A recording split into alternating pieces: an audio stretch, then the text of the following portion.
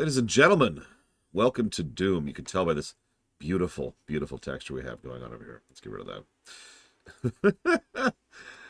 Before I go any further, I want to say shoutouts and thank you to the people who funded this, which include but are not limited to Anditty, Bragwin, Cord, Darkrai, Diesel Edge, Dragon Player, Epic, Javan, Evo, Ferndo, Frieza, Jinja Ninja, Grand Spectre, Gravguard, Harkonnen, Hazardous Materials, I Begin with the End in Mind, Jesse's Mask, Jordan T. Hurt, Justin T. 1977, Kieran Elior, Lore Reloaded, Madness Vieira, Magmag, Micromano, Minoru, Nerd Factor, Nimbus, Novarius, Nixkatoon, Oxymoron PL, gotta scroll down now, One Winged Angel, Papanix, Pesnator, Pitkiss, Ranzada, Reggie Brock, Ryman, Shadow Machine, Shishki, Ciela, Sierra Mike, Slime Time, Spirit, Terraflops, Thy End of the Line, Trathon, Trihexia, Tizara, US Incorp, Valvedrix, Varigalian, Wenlock, E-Tree, Unicorn Scotch,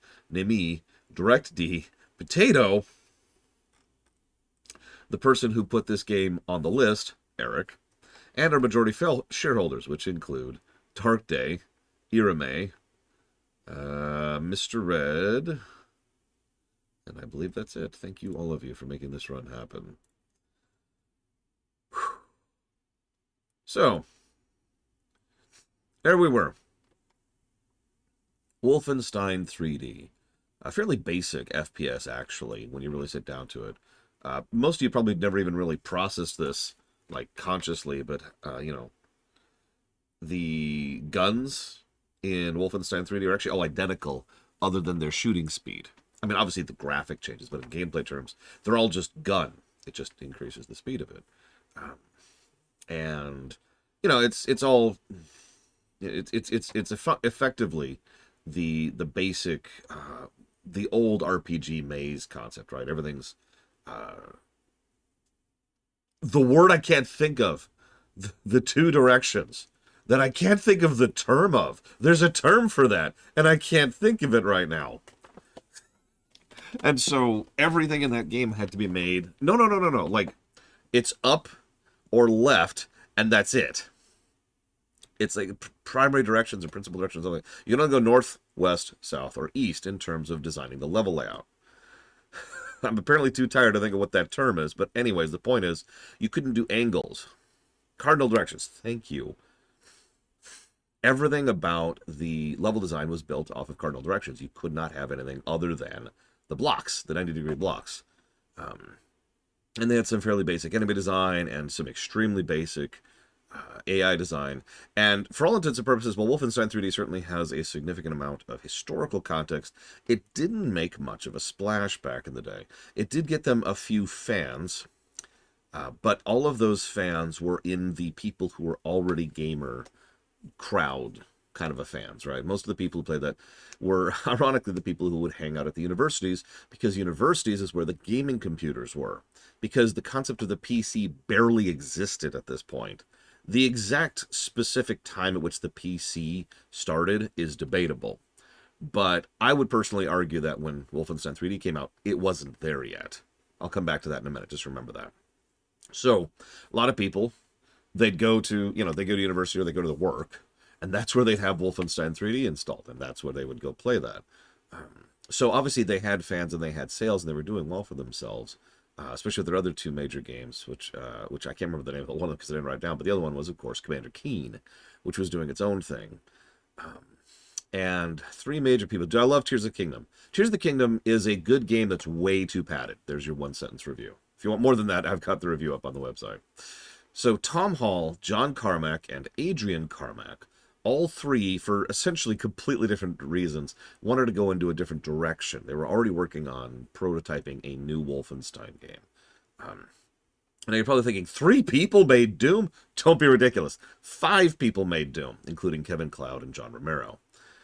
The group also very much... Oh yeah, by the way, sorry, I should point out, those two Carmacks are not related, which is weird. Anyways, the group wanted to split from Apogee. Now, most of you probably never heard of Apogee, and no shame on that, but yeah, this is kind of one of the earlier interesting examples of self-publishing. because this is 1993 or 2 technically, and these people were not doing super well and they wanted to self-publish, which was functionally insane.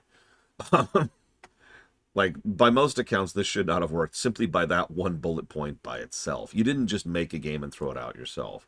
They did not invent shareware, but they were one of the very, very, very earliest adopters of it. They hired on a guy, I didn't write down his name, whose only job was business. They hired on a business guy to kind of handle that sort of thing. And that business guy said, shareware, that's the future. And he was right. He absolutely was correct. And so he pushed the marketing really hard. I'll come back to that, though. We're not quite there yet. I just wanted to say something really quickly. You're probably thinking, who the hell is Apogee? Well, Apogee, you probably don't remember nowadays, because nowadays they're actually still around, believe it or not. They're called 3D Realms. You may or may not know them as Embracer Group acquisition number 837. Anyways, so they wanted to make an Aliens game.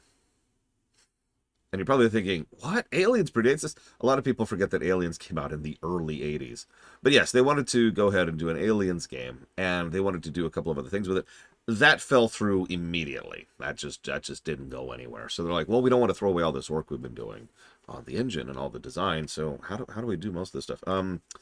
Okay, I've got a couple of ideas.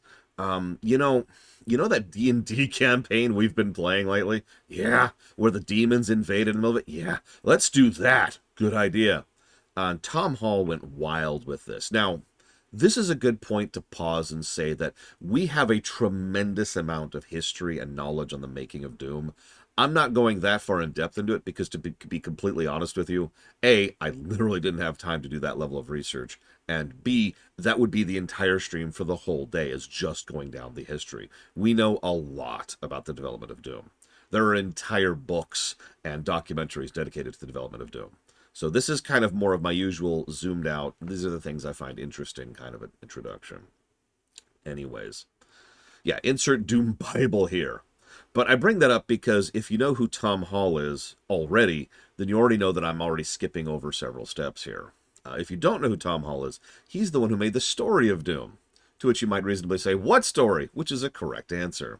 See, Tom Hall, he actually made quite a bit of a Bible here. Lots of ideas for characters, multiple playable ideas. He actually started doing several level designs, all sorts of things. In fact, he made a level that would ended up in Doom 2, which came out after he left the company. Which, oh, speaking of which, there were some issues with Tom Hall and everyone else, which led to him getting his ass fired and kicked off. And he had to go off and found this other company. You've probably never heard of them, called Ion Storm.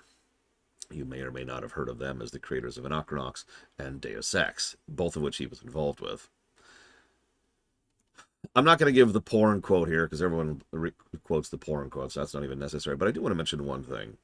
A lot of people have argued over the years if Tom Hall's was correct, or if John Carmack was correct about this. And it's an interesting argument because on the one hand, obviously Doom was Doom and the impact that it had. But on the other hand, it's not like we haven't proven many years since that we can not only have story and interesting framework for a game, but also specifically in an FPS. And it's worth noting that several of the things Tom Hall went on to work on did actually succeed quite a bit, both financially and creatively. So who knows? Who knows what the original Doom with him still involved would have looked like. But the relevant point is there was so much friction between him and the rest of the team that it probably would have been a pain to make anyways. Moving along. So he's out. There's a lot of information on the technical side of things. Once again, that's a little bit more in-depth than for the purposes of the review, but I do want to say one thing. The Doom engine is absolutely insane now, never mind for 1993. I think that's the simplest way I can put that. I myself have actually used Doom as kind of a measuring stick for technical capabilities with regards to other reviews, because Doom can and has done things in 1993 that games from 2023 have failed at. So, and yeah, it's an extremely versatile, very modular, very optimized engine, and it pretty much is why id and id Tech are the things that they are today. So, yeah, absolutely, it's voodoo. It's straight up voodoo. As usual, there was crunch, sleeping in the office, the usual stuff. In fact, they quite literally had a 30-hour testing session before they actually launched the game, as in 30 hours straight without sleeping. Please think about that for a second. That's after months of crunch, by the way. And the thing came out. Woo! Which leads us to the biggest thing that I find interesting about Doom, because all this stuff is fascinating. But what's most interesting to me is the impact Doom has had. See, this is the PC game, more or less literally. There's no real arguing or debating this. Doom has had one of the biggest historical markers in gaming history. And I want to discuss some of the reasons why. All of these can be boiled down to luck, by the way, but let's go through this. First and foremost, shareware. So shareware's crazy. Because it's actually weird because in many cases shareware would work now. Obviously, shareware predates Doom. We already talked about that because Apogee, that was one of their primary market models. For those of you who weren't around back in the day, let me explain how this works out. So let's say you want to play Insert Game Here. Insert Game Here's first level or stage or world or campaign or whatever, a decent chunk of the game is completely free. And it's usually in a format, obviously this doesn't apply nowadays the same, but it's usually in a format that's easy to share. So, I could pick up a floppy disk at the local, store for like 25 cents, and it has Doom on it, Doom Episode 1. And I could just share that with you, and you could share that with your friend, and your friend could share it with their friend. And yeah, it's an extensive demo. Oh my God, what is going on with my eye? Sorry, I've just got something in my eye. It's been bugging me for like a minute and a half now. I got some Doom in my eye. So yeah, with shareware, you would get an extended demo, which is a fairly substantial portion of the game. The reasons why this worked so well are multifaceted. First of all, just like any good demo, it would get a lot of people very tangible and tactile information on whether or not they're going to like the game in question, because they can literally play it and decide for themselves. Second of all, in most cases, it was either free or next to free. I mean, there's a reason they call it shareware, because you were expected to share that with your friends and family. You were expected to take that out and try it out and say, oh, do you got to try this game? Here you go. And there's... It lowered the barrier to entry and gave a huge amount of opportunity to try the thing out. Shareware is unfortunately a bit lacking nowadays, because nowadays, very, very few games even have demos at all. And unfortunately, most of those demos are usually taking away from the development of the game itself, whereas shareware bypasses that little problem of management and production, because shareware is the game, it's just part of the game, right? Quake did this as well, consequently. In fact, quite a few games in this era did this. So, shareware did a whole lot of the thing, and automatically led to word of mouth, which is the second big thing. Internet geeks were already aware of Doom thanks to the University of Wisconsin-Madison. What, Plutonia? Now, you're probably thinking, huh? I kind of already talked about this, but computer gaming wasn't really a thing when this game came out. And to reiterate, a lot of people would go to some other machine, usually at work or at a university, and they would go and they would play on those specific machines at that place, because that's where those institutions could afford the machines, and those machines could run the games. It was a fairly thing. And yeah, video game coverage existed, but at this point in time, the console games were completely dominating everything, for obvious reasons. The NES was actually on its way out. I think the SNES had already come out at this point. And so that was the thing, right? PC gaming, again, PCs didn't even really exist yet, not really. But specifically, the University of Wisconsin-Madison had been keeping abreast of the game's development, because the internet, which was in its burgeoning years, had several... oh God, I can't remember what they were called. There was the mail groups and there was the other thing. And a lot of people involved in the team, including that gentleman, I forgot to write his name, no doubt or other, would constantly be plugging this to those people. So they were aware of the game's development, and they would spread it to other people. And Europe doesn't exist. So they would spread it to other people, and those would spread it to other people. And the word would spread. The word of mouth would spread like wildfire. So so many of these people were aware of the game that this also led to another bit of information which was spreading, and that was the barrier to entry. Doom is something you can sit down and You're looking at your keyboard and you fire up the game and E1 M1 starts up, and you could pretty much figure out how to play in a few seconds. I should know because that's actually exactly what happened to me. I remember the first time I ever played Doom. It was on my uncle's computer when I was visiting him one time and just going through and doing my thing. And yeah, there's an F1 for help screen. You've got your basic arrow keys for movement, and I think the spacebar shot. I don't remember exactly. It's been a long time. But the point is, it was pretty intuitive. You can figure it out in seconds, and the first stage is a very well-designed stage. So sit down, play. And you're probably thinking, well, yeah, but what you're not understanding is that a lot of computer games at the time had huge barriers to entry in the States, because Europe doesn't exist, remember. So the adventure games, the point and click games, the RPGs, those were obtuse, weird games which relied on you having a manual that was this thick to understand what the hell was going on. Doom was sit down, play. And while there were a couple other modifiers on top of that, you could see why that just massively lowered that barrier to entry. Little anecdote while we're here, by the way. I mentioned the universities. So the University of Wisconsin in Madison. Sorry, Rex. The University of Wisconsin-Madison specifically was one of the big ones they were connected to. But the thing is, back in the day, most of the internet was between universities, which meant universities talked to each other, which meant most of the universities were spreading word of Doom naturally through this whole word of mouth thing. So a lot of universities were all aware of like the exact minute that Doom was going to launch. So people were already logged in, ready to download their first copy. Remember, it was shareware, so everyone could just download it and play the first episode. Now, this probably sounds alien to modern ears, but back then you could only have so many users logged in at a time because networks simply couldn't handle the load.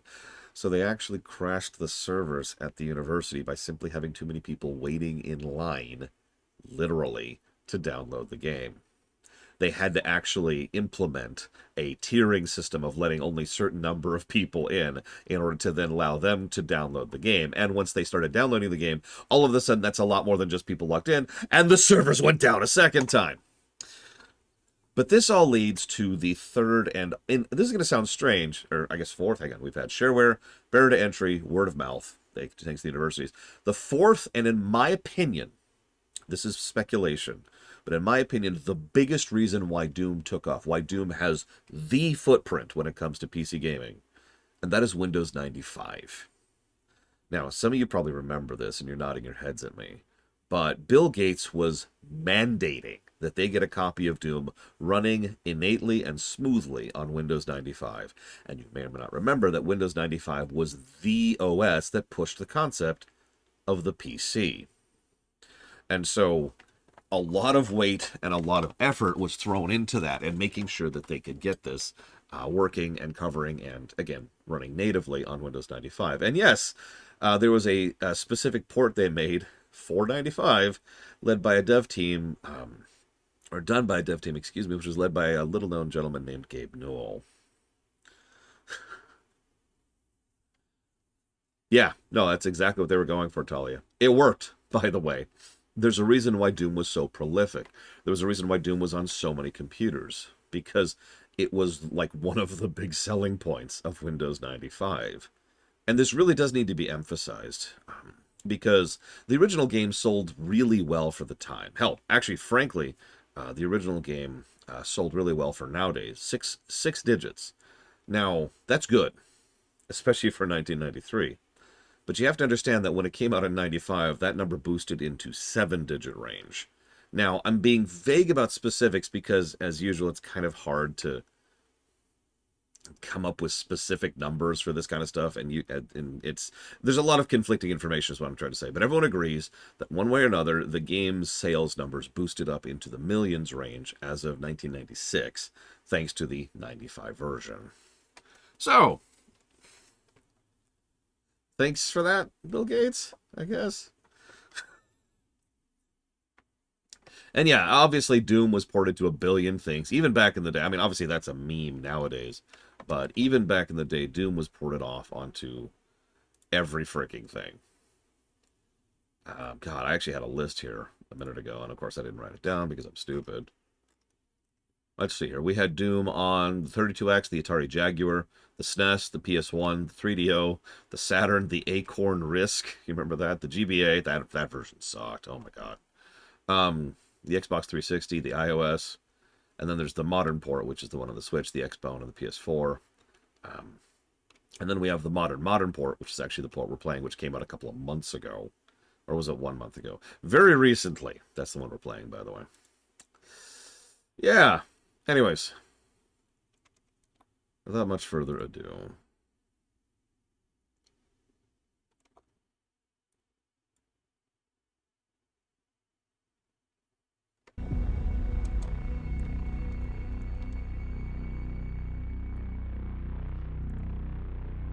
So, we're playing Doom.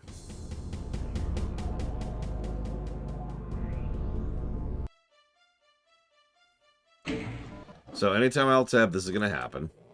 Nothing I can do about that, as usual. Sure, Dr. Twitchcount. We'll put that to the Sly Collection, the Awful Block, and GTA 6. So, before we move further... Hang on. First thing we're going to do is we're going to see that there's a mods button right here. And a featured mod button right here. And a browse mods button right here. So one of the questions we've been talking about is exactly how many pluses we give to Doom for mods. And mod support is one of those tricky things, because mod support, we've actually broken this down over the years into, does the game have mod support at all? You know, does it give tools to mod to the player, and how good are those tools? How accessible are those? You know, how much of a pain is it to install and get those mods running? And finally, the depth of those mods. This might actually be a triple game. Now, I don't know when they added this menu. But, like, for example, if we were somehow reviewing the DOS version of Doom, it would not get all of those pluses because it doesn't have all that. But the fact that it literally just has mods right here, just in the page, and we can just do some filters and some searching in order to do this. This is enough said, I think, right?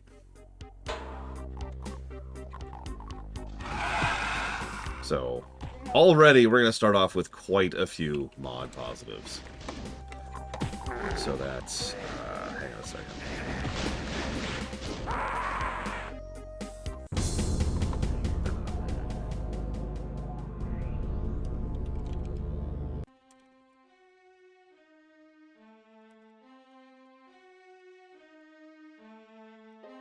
I have no idea, Mr. Ed. We'll find out when we get there.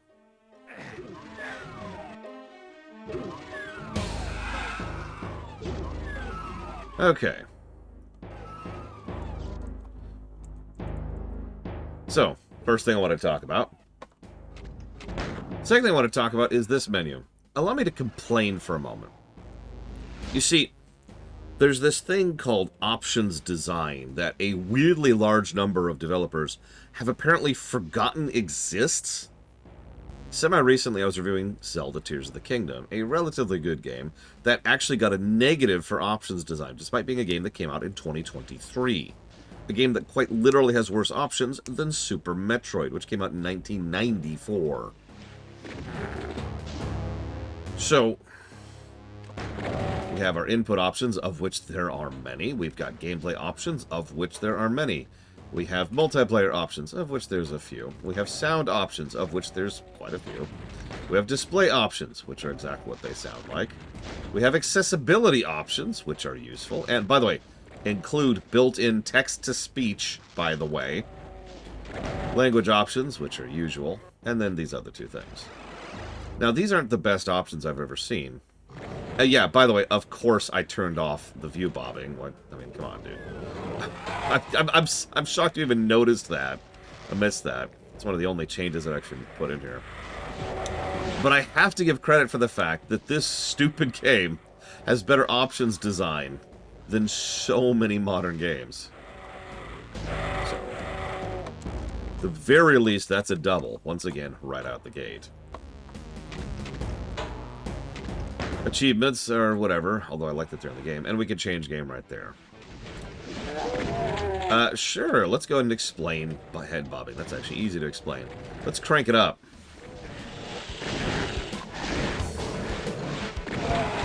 Of course, he's not moving that much. He's just standing there shooting a shotgun. It's more or less exactly what it sounds like. The camera does this. It bobs as you're moving. Bob, bob, bob, bob. And it's funny because usually this is the kind of the thing. No, I hate it. I've always hated it. But it's funny because it's not just a toggle. Even though it would be pathetically easy to program this as a toggle, as it usually is, instead they went that extra little step of making it a gradient. See, and there's it with it's completely off. You can tell the difference immediately. If you want a little bit of it, you can just do that, you know. And yeah, by the way, did you notice... I haven't even talked about this intro reel yet, because that's another thing. But you notice that they automatically show you the intro reel when you're changing visual options, and you always hear the intro reel so that you can adjust audio options. So, you know, you can do these and be like, oh, okay, this is how this works out. Okay, cool. Listen, Plutonia, listen. Quadruple A companies simply just can't manage this indie level of development.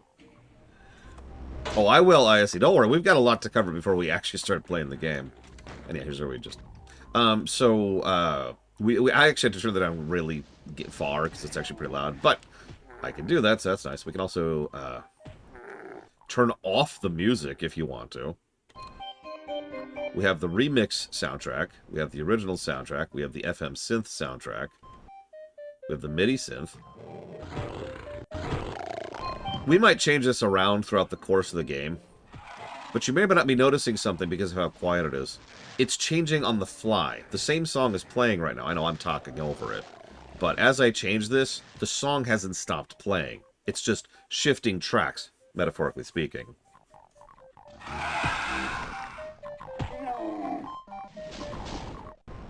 Hear that? So let's stick with the original for the moment. Input should be fine. I guess we'll find out as we get there. So interestingly enough, I can just like bounce around and start doing any episode like now. I've never played this game, by the way, or more accurately, I've never played this exact version of the game. I can just do this. I could just go to any of these stages like right now. Boom, there's the Warrens. I can just start the Warrens right now.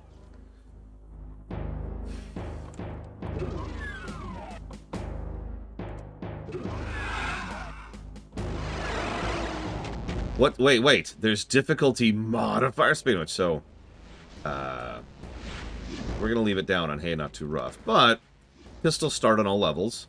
Use multiplayer items. No monsters. Fast monsters. Monsters respawn. So this is interesting because the base difficulty is probably a wash and or negative territory. But difficulty mutators, that's an established positive right there. Yeah, we're going to turn on no monsters, pistol start, and we're just going to go. I'm kidding. We're not doing that.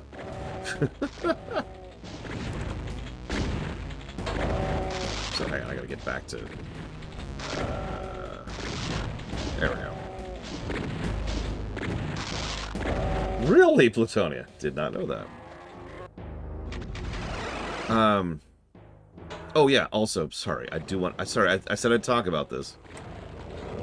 So, the opening reel, right? My bad.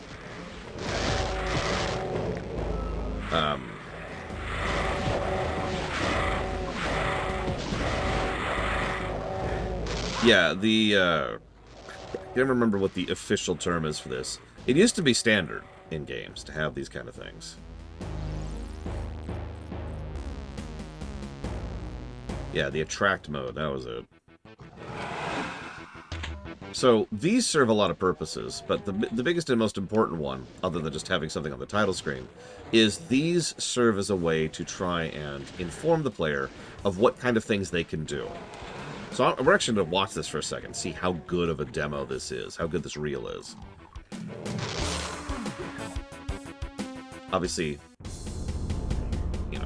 we see navigation, we see shooting, we see how enemies can look away from you, which is something they needed to emphasize back in 1993. Because remember, in Wolfenstein 3D, enemies had no backs. Or any facing at all, actually. They always faced you, no matter where they were.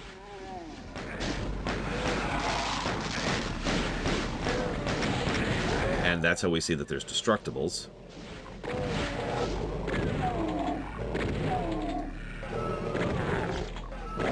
We also see, oh god, I can't remember what they're called. The Invisible Pinkies. I don't remember all their names. Don't look at me like that. Showing power-ups, showing how you can do AoE spread, once again using Destructible. We also saw an enemy kill another enemy, so we see the infighting mechanic. And what death looks like.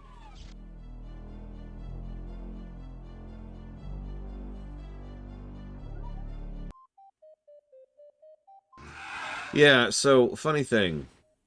Doom... So, some of you may or may not know this while we're watching this.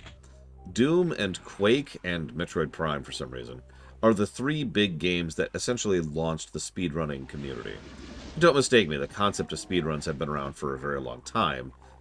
Hell, as I've pointed out myself, I personally actually did speedruns without knowing the term or having the concept for it back in the day, just because that's a thing you do, right?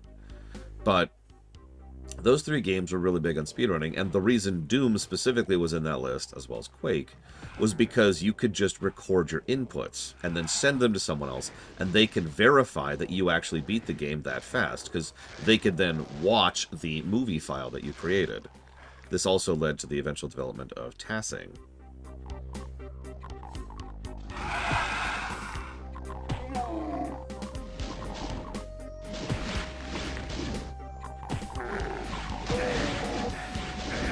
Exactly, ISE. So I'd say this is a pretty decent demo. It's a good showcase.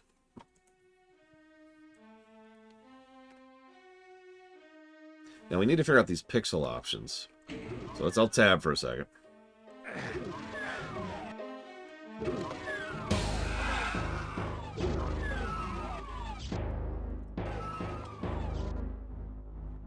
Exactly, Tigzar. Deterministic RNG, I think is what that's called. Correct me if I'm wrong. Okay, so... display?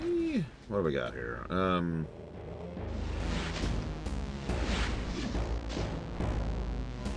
That's what's doing the smoothing. Apparently smoothing has been on this whole time. This is original. Then we got 2x, then we got 3x, then 4x, and then max.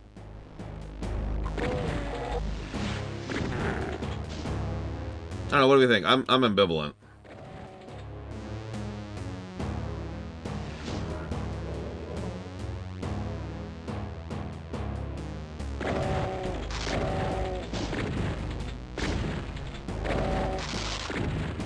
Oh, there's original. So here's what original looks like.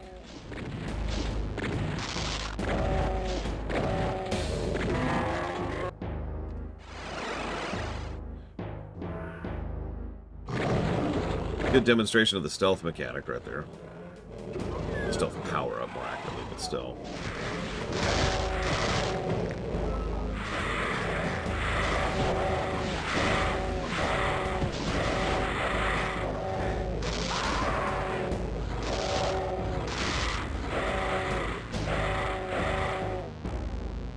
I think we died.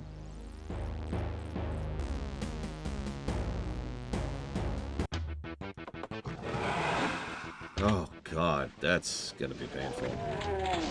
I might disagree with you, Talia Zed. We'll see as we go through.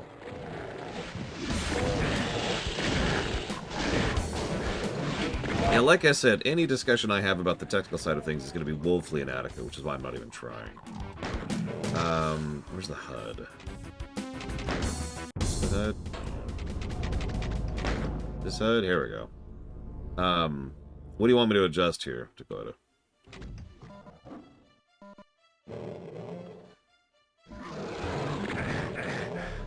I think we are at crunchy pixels on high resolution. Our current resolution is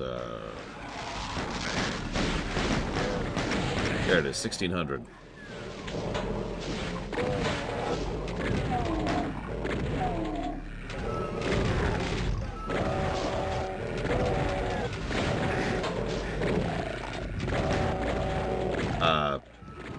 No, the resolution scale is how the pixels are. That has nothing to do with the resolution. I can't do, like, that and that at the same time. It's the same option. Hi, Andrew. Anyways, I'm sorry, Dakota, what?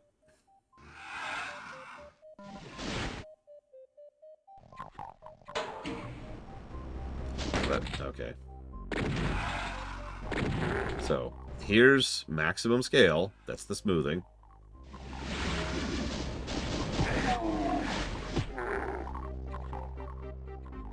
And here's original.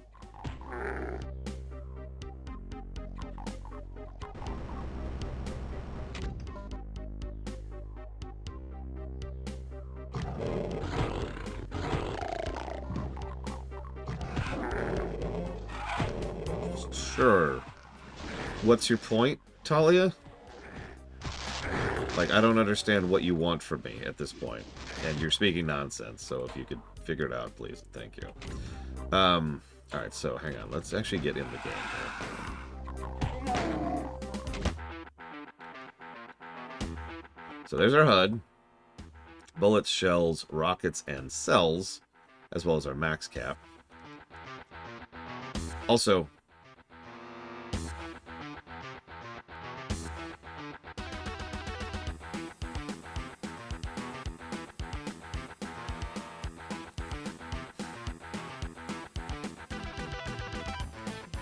oh, hey, it lets me alt-tab here. Holy crap. I can alt-tab in the game. That's another way Doom is better than modern games.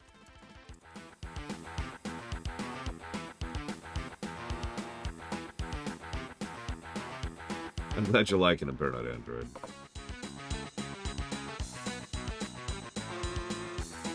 Oh, we're going to talk about this level at length. We're not even at that point yet. Thank you, Parroted Android. Always appreciate. I will put that towards Alpha Centauri, Resident Evil, and Mass Effect Andromeda. So hang on, hang on. Since we're here, I can show you the chonkers. There you go. There's the original thing.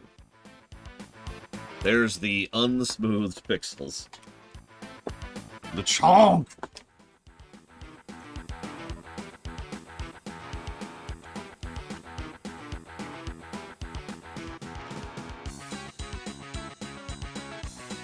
Behold its glory. And yeah, someone mentioned a good idea.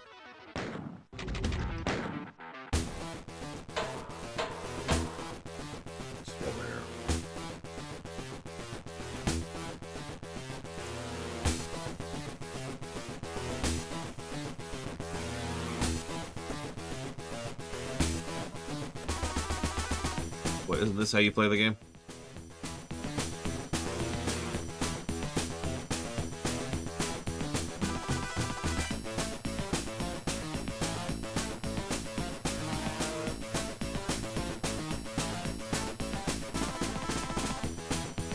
Hey, look, mouse support. I don't understand the significance of that statement, Black Malcolm. I mean, sure, we could have black bars, but why does that matter?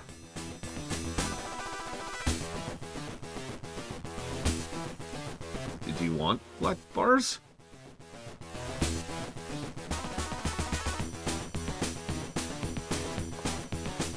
Yes, but... Okay, that's fascinating, Talia. What are you saying? Like, what is the significance of your statement? And why are you bringing this up? I still haven't reached the point behind which you're saying all these things.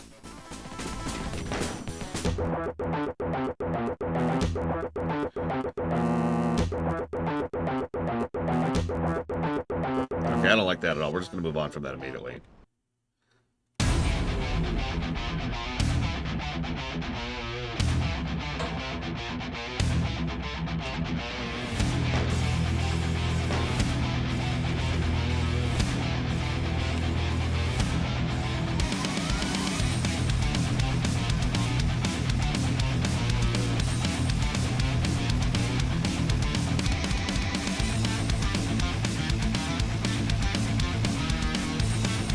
I'm sorry, this is a lot better. I'm sorry. Don't at me.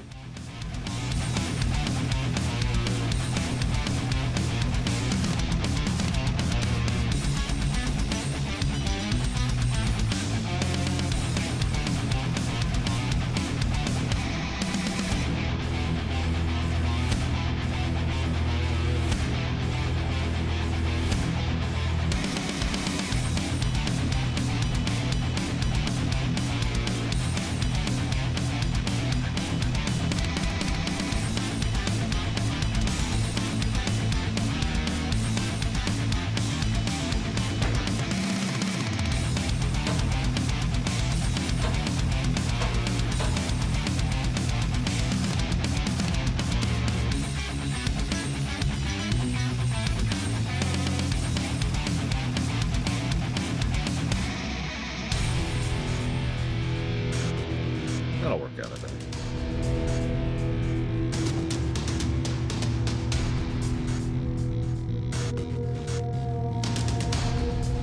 Thank you, Trickster's Lab, as always.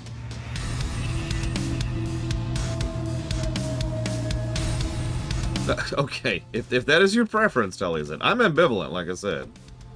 If you want pixels or not, I'm ambivalent. Unless it hurts my eyes. We're putting that towards Doom Dark Ages, which I am looking forward to, by the way. FF7R1, Horizon Forbidden West.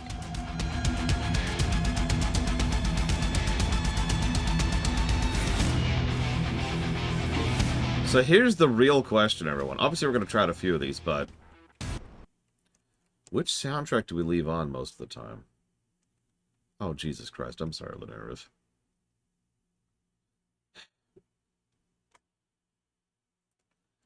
My thinking is we've got original, that's this.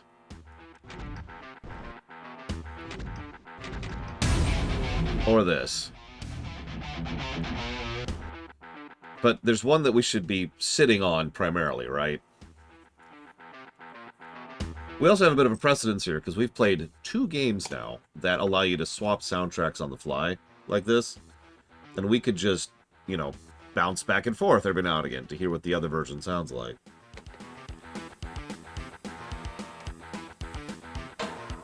But yeah, the question I'm really asking is which one do we sit on? Which is this one. Let's turn off. There we go. Death to pixels. And death to the living. Okay, so.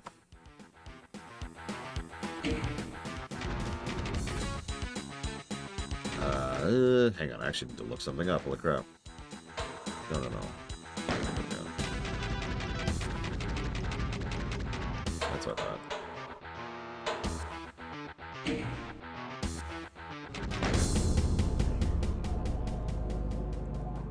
I do like the ability to swap the music on the fly, and this is actually the first game we've ever covered post-Oblivion line where we could swap music on the fly.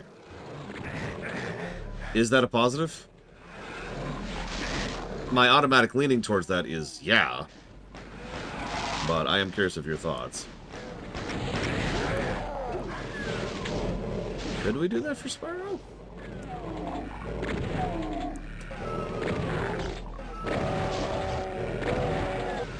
Hang on, let me look up the Spyro review, because I have no memory of that right now.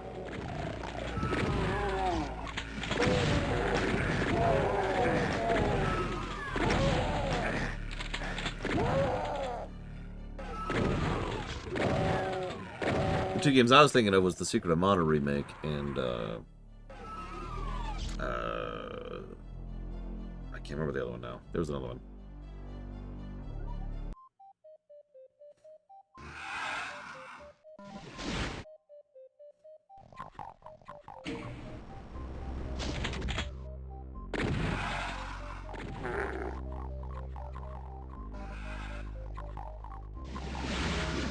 Okay, so we'll put that under options positive. Because that is what that is.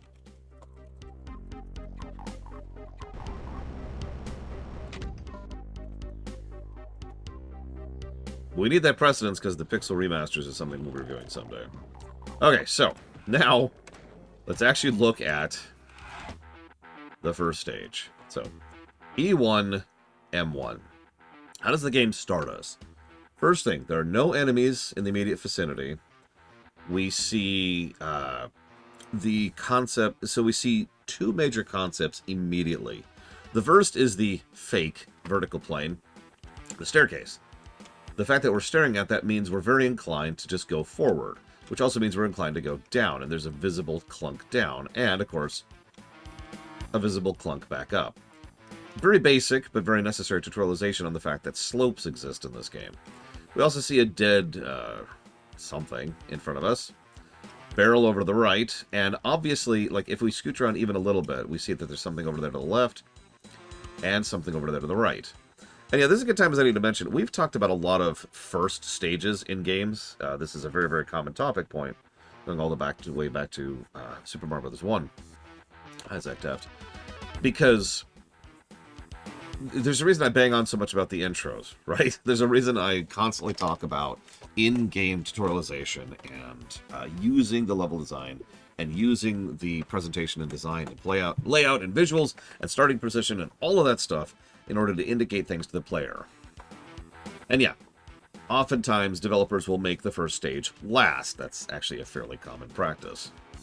So, we automatically see slopes, we see interactables, although they're kind of vague at the moment, and we see places we can go first thing. So we can go pick up this thing over here, which pushes our health up to 101%. I might slow down that mouse scroll a little bit. Nope. Input. There we go. Mouse. Let's turn that down a little bit. That's a little bit better.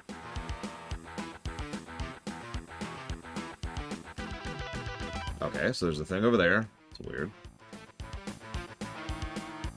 There's a place out there. And of course, we've got our first armor bit, which also happens to be right next to some guy's corpse. Notice it's still completely safe, by the way.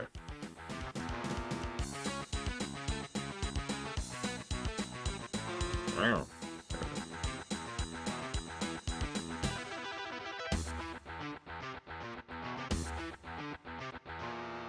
Huh. Hold on.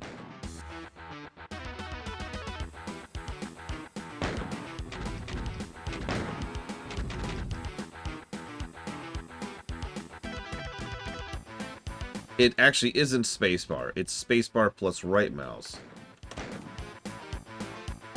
Or maybe it is spacebar? Didn't work. Or E works now. First enemy. Starts off way over there. In fact, as you can see, if we're not sure about what to do about him, the door will literally close down before he can actually do anything.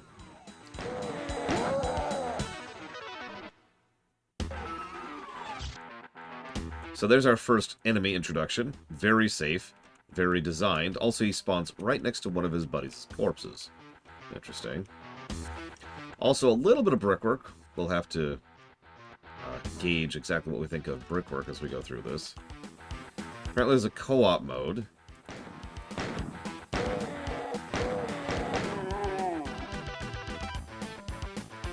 Yeah, ironically, it's kind of throwing me a little, Plutonia, because you're right. The original Doom had no crosshair.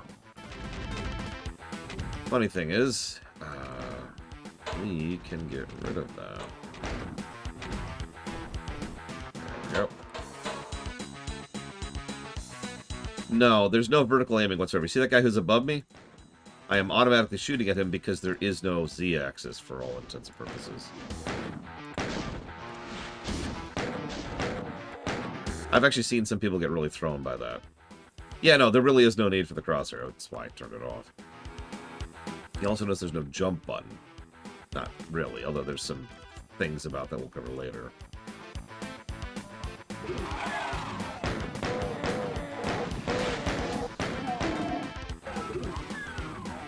You'll also notice that these guys, imps, I want to say?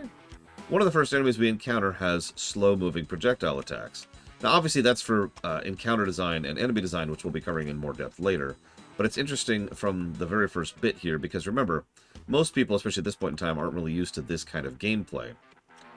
That is to say, a projectile moving towards you that you can dodge. That was more the confines of things like the console games. You know, Bowser throws a hammer or a frickin' fireball, right? So, we see this actual fireball coming at us. We can dodge the sucker, right? Again, basic stuff. Very, very, very basic stuff. But the kind of thing that helps to get the player into the mindset of the fact that enemies can be avoided, not just killed, not just endured.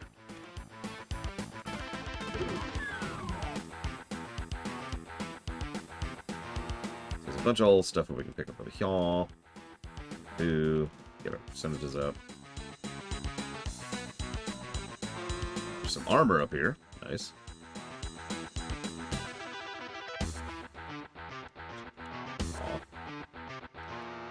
Yeah, no, exactly, Bragwin. Because, again, when this game came out, hit scan was pretty much the way to go, especially considering how relatively easy hit scanning is to do when it comes to programming. So actually doing projectiles in this kind of a thing, that needed to be... Oh, come on, I know I can do this. I think I can do this. It's been a while, I'm going to be honest. I haven't actually played this game in a little over 20 years at this point. So I'm probably extremely stupid and wrong about that.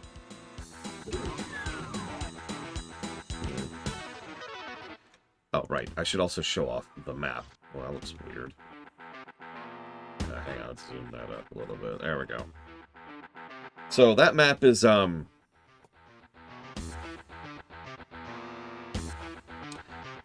going to be honest, I'm not a huge fan of the map. I don't know what else to add to that. However, there is something that it does do very right, and that's in the upper left corner. Do you see that?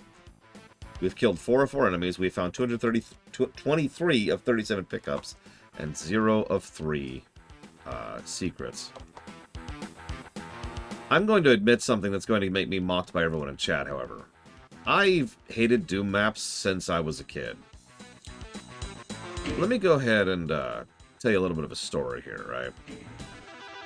Yeah, let's turn off the music just for a second, so I can focus for a second. So there I was. I was actually at my dad's work, and he was watching me for the day. This is back in San Francisco. And I was in the office, and I was on one of the spare computers playing Doom.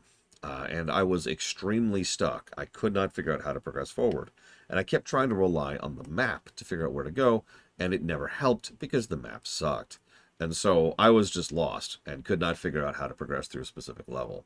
So finally, in a bit of desperation and frustration, I decided to ask Dad, you know, quietly, humbly, when you get a chance, could you ask the guy who owns this game, because it wasn't actually Dad's copy of the game, it was someone at work, could you ask him how I progressed to this level, please? And so I then sat there, you know, frustrated and bored for like 30, 40 minutes until finally the guy came over. And you know, he was irritated, and you could tell he had no desire to interact with me whatsoever. And he was just like, what? And I'm like, I'm sorry, I was trying to figure out how to get through this level. I was hoping you could help me. Because, you know, I kind of cut my teeth on the console thing. So if I ask you for help with 5-2 in Ninja Gaiden or Mario Brothers, there's a pretty good chance you could be like, oh yeah, sure, such and such. But apparently people weren't really remembering, at least at the time, specific levels of Doom, because they all just blurred together or something. I don't know. Because either way, I was asking, hey, can you help me get through this level? And he looked and he's like, just find the exit. In like this really like, you're an idiot kind of a tone. And then he walked off. I actually apologized to my dad because I was worried that I'd done something wrong and pissed off like his coworker at work. And fun fact, that was actually the last time I went to work and played Doom there. So, but yeah, that map is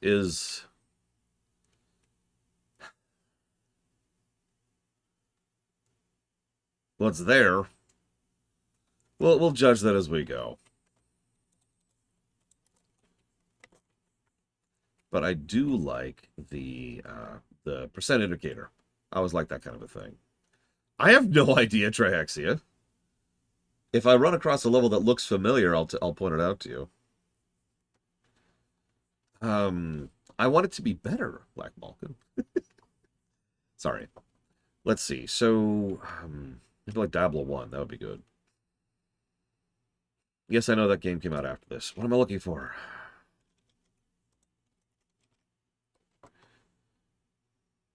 It does autofill, which is a neat feature. But that's not what I'm looking for. Oh, and here, let me turn the music back on for you.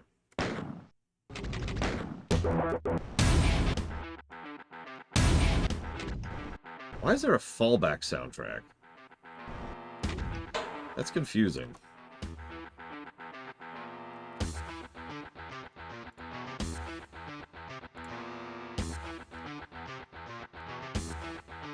Yeah, what is a fallback soundtrack and how does that apply to anything?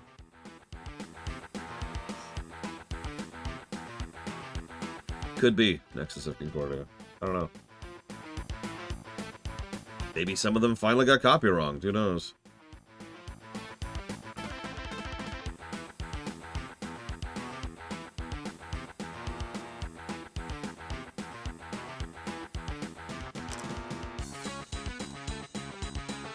There it is.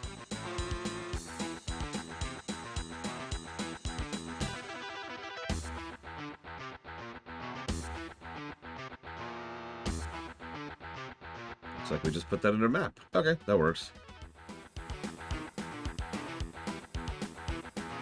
Oh yeah, we're not getting all the secrets. I'm just gonna say that right now. I'm not insane. And I don't have a walkthrough in front of me. There we go. Okay.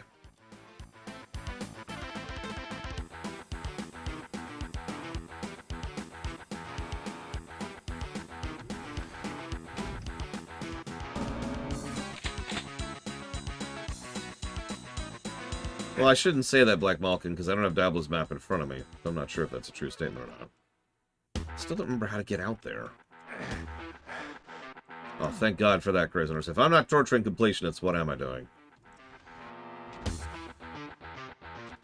Yep, Red Cross continues to be terrible. Never forget. Red Cross sucks.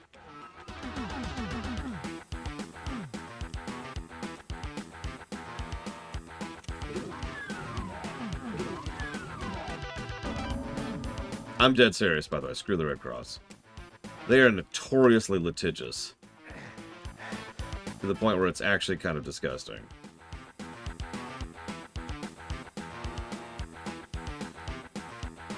So this is about when I normally talk about the lore of Doom, but they kind of threw all that out the window. God, the way they're doing that skybox is wigging me out a little bit. Do you see that?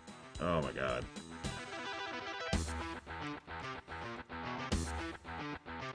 I'm not actually joking, by the way. Red Cross are...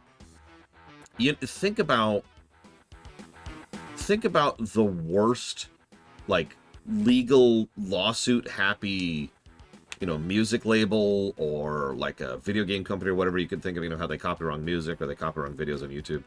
Think about that, but, like, 10 or 15 times worse. And that's Red Cross. They go after people for ridiculous and stupid things. And I do mean ridiculous and stupid. I've actually read some of the lawsuits that they have brought to games, like Earthbound, for example, to use a specific example, and the one we're playing right now. And yeah, it's like they're talking about how their brand is inviolately damaged by being associated with something as crude and as violent as a video game. Now you're probably thinking, well, yeah, it's Doom. But then you remember I just mentioned Earthbound in that list. Pricks. Anyways, I'm still missing a secret.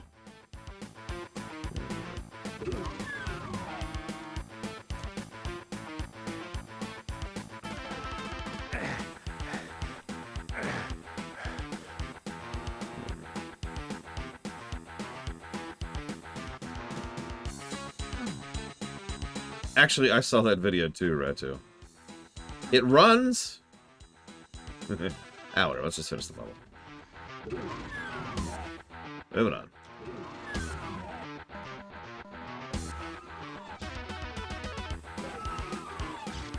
Hell, for those of you not aware of one of the specific problems here, the Red Cross is almost was past tense, almost universally associated with health.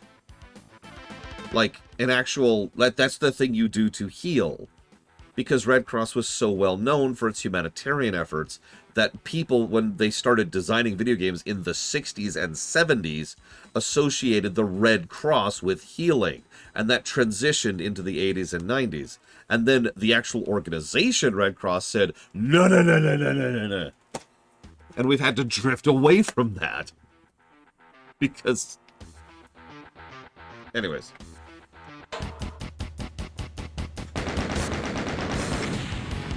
Now, I don't have an answer for that, Lord Harriman.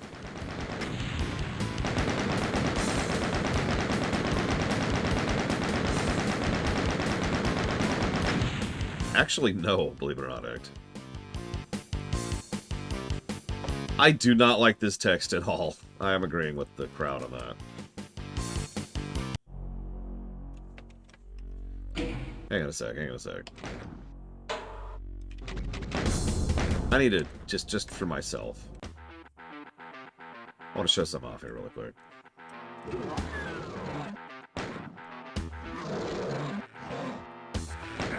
Ah! Ah!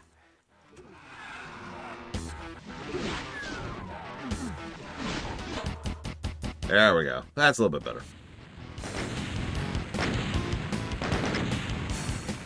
Woo, I got under par.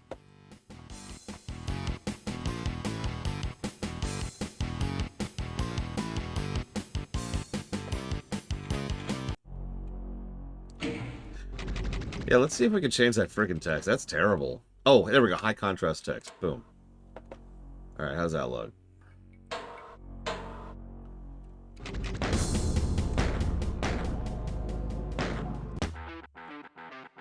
Hang on. I know this is a weird way to test this, but just trust me on this. It'll only take me 15 seconds.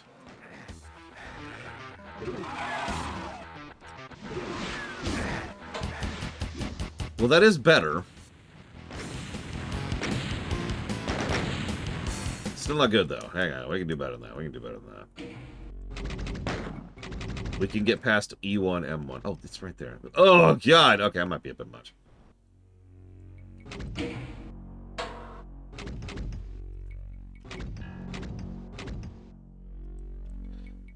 Okay. Hang on. Hang on. Oh, God. Okay, hang on.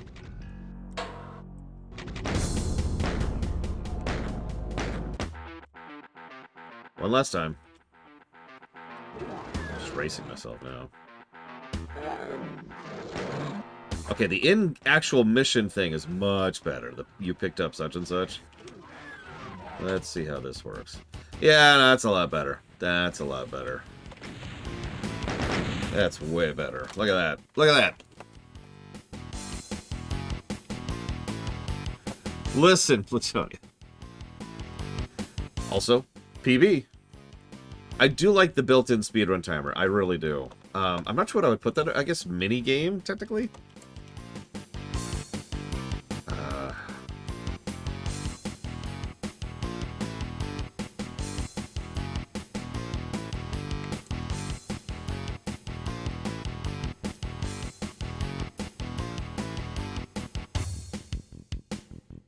put that as a question mark.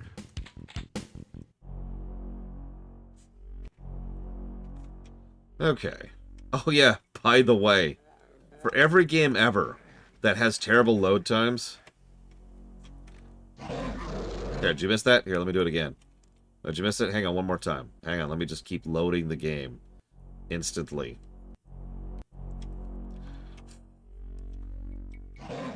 These are functionally save states. For all intents and purposes, they're just straight up save states.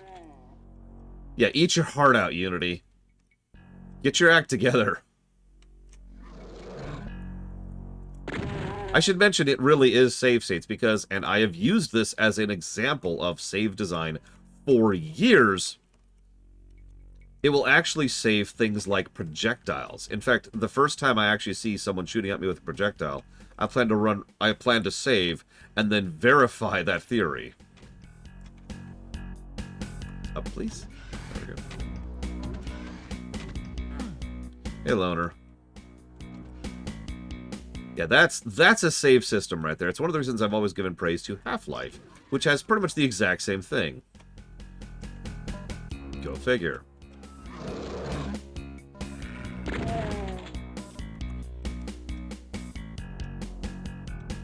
Ah, thank you, Dakota. Look, I'm a noob, okay?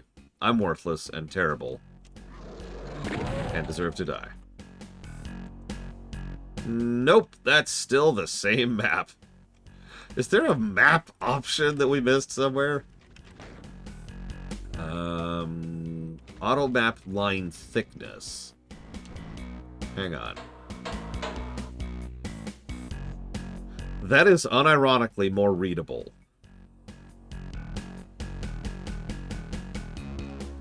That is actually more parsable for me personally than what we had going on.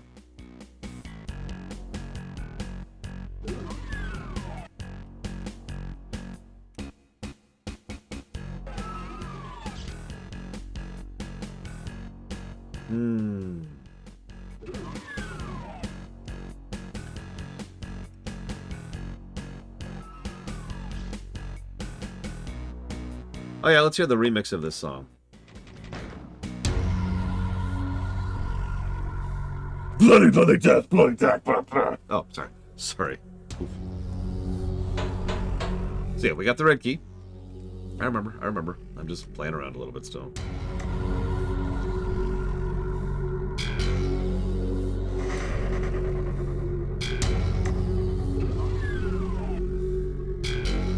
Where are the drugs going?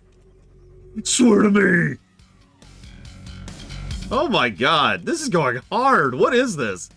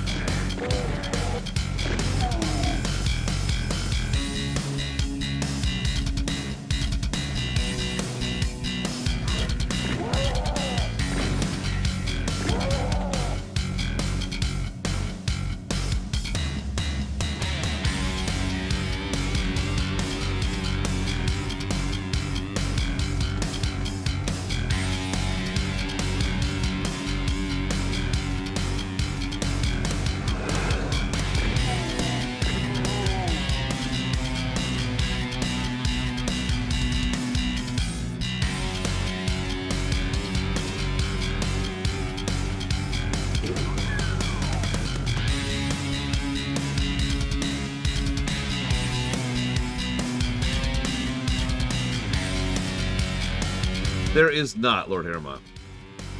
If you're aiming on their angle, I guess is the word I want to use, you are going to hit them, no matter how high or low they are.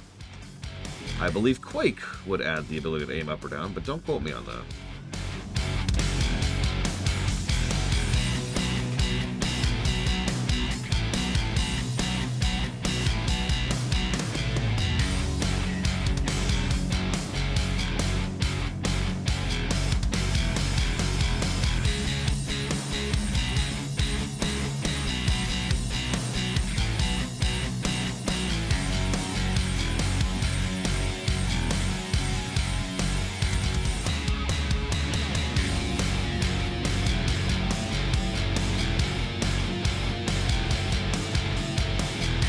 This song is still going.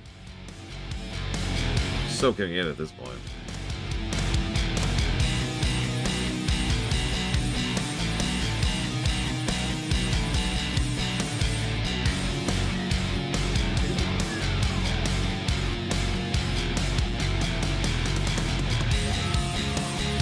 No.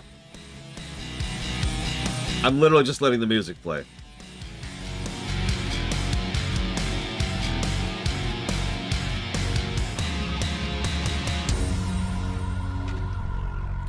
Okay, there. I think we hit a loop point.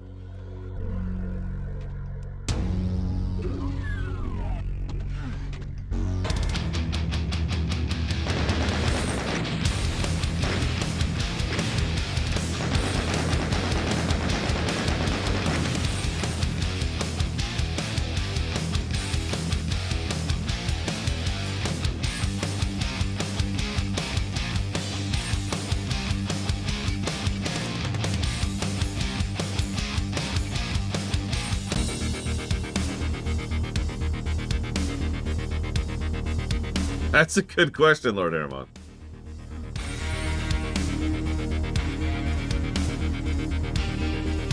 Start off with a shotgun here. I think I tried Hexen back in the day and then immediately gave up on it.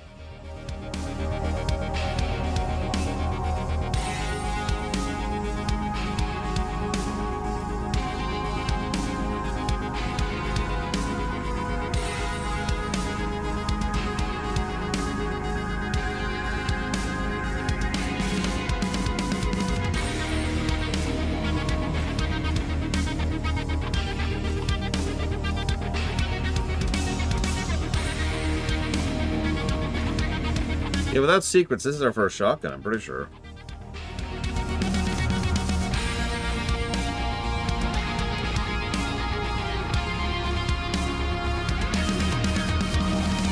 Complete with some ammo and some armor and health in case you need it.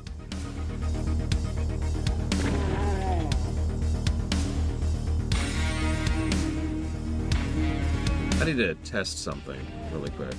It's okay, we can save and then instantly go back to that save because this game has good saves. Speaking of which, that's a triple save system right there.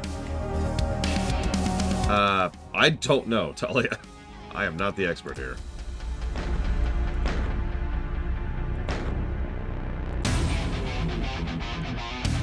That's what I thought.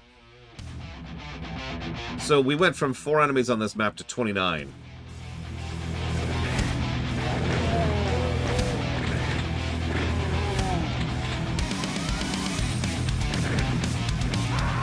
And we're dead.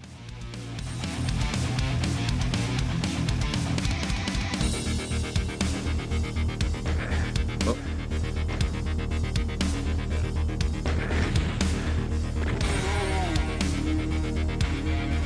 Yeah, the speedrunners I see who play Doom almost universally play Nightmare. And it is absolutely insane watching them go. I should mention that they die constantly. Like, even speedrunners who are blazing through these levels in like 40 seconds each are just dying left and right.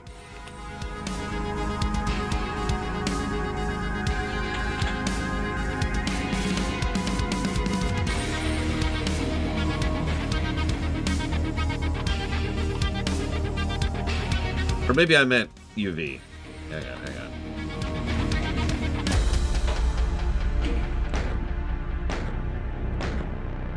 Sorry, I did mean UV. I apologize. I don't know why I was thinking Nightmare. I mean, I know why I was thinking Nightmare. It's because I was thinking highest difficulty. I forgot Nightmare's a different thing. Still 29 enemies. That's why I was getting thrown on by that.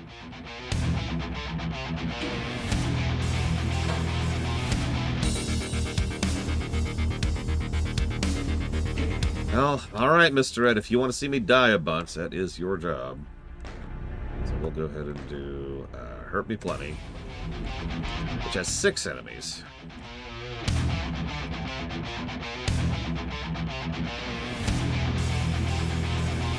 Why would you do... It's doing that thing again after a Twitch account. Are you hacking the system? Be honest with me.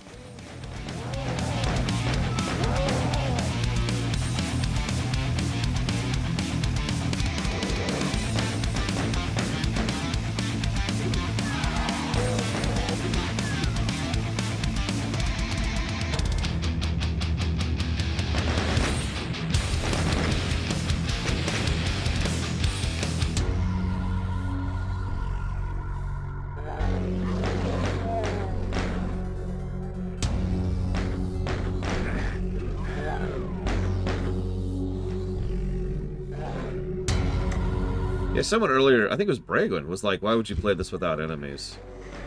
I don't mind that that's an option. In fact, quite the contrary, I like that that's an option. But I'm kind of with you. It'd be like playing Factorio without enemies. You certainly can. Right, I need the red key. You certainly can, but, like, why? One moment. Offshore Twitch account. One moment. There it is.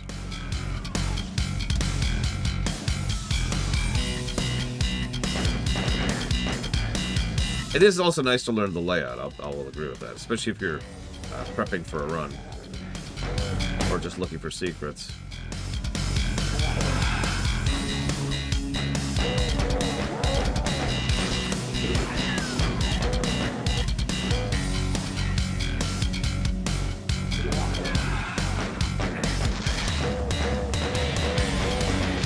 Get out of the way!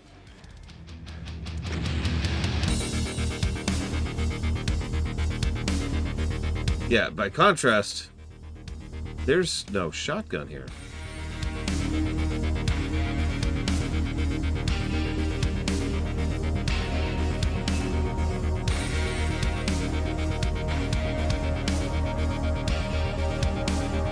Mr. Red, you just cost me my shotgun! Thank you, offshore Twitch account. Again, very, very much.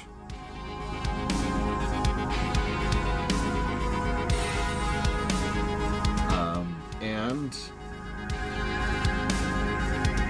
hang on a second. I'll write those down.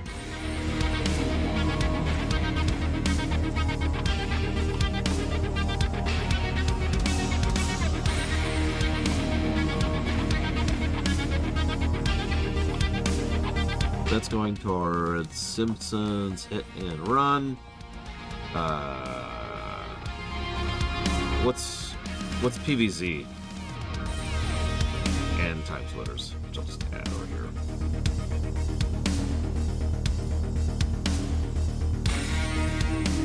The shotgun needs to be a good gun in pretty much any game it's in. So... Plants vs. Zombies, thank you. Look, I'm stupid, okay? You gotta work with me.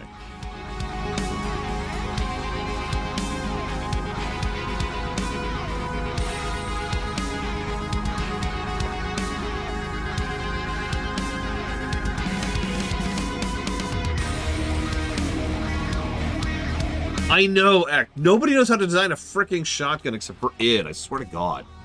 That's an exaggeration, but it is a frustration.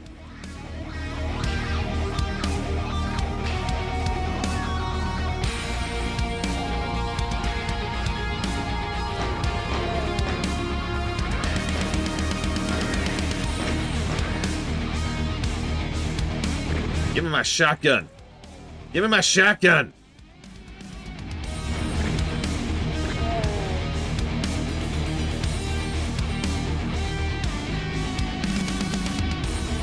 Contra has the spread fire gun, which for all intents and purposes is the shotgun.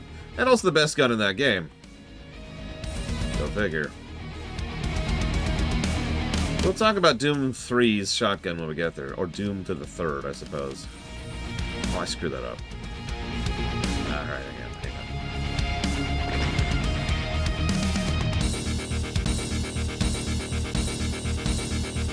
So it not only records the exact moment you're at in the song, but, as I just demonstrated, the status of exploding barrels. No excuse, game developers. Do better.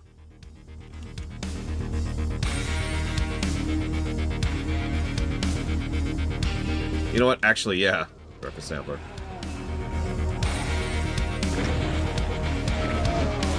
Okay, hang on.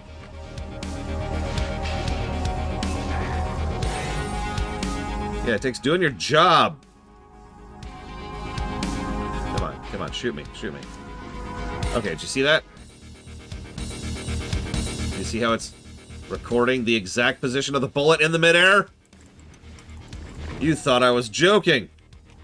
You thought I was lying. Admit.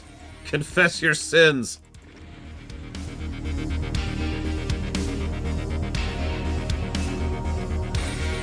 What? Time to stab Mr. Red. Stab! Okay, Mr. Red's dead. Whew, thank God. Man.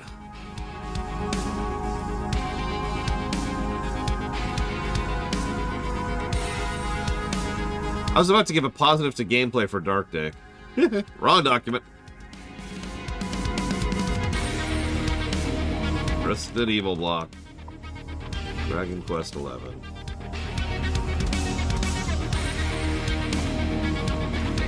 And Armored Core 6. You got it. Thank you, Dark Day, as always.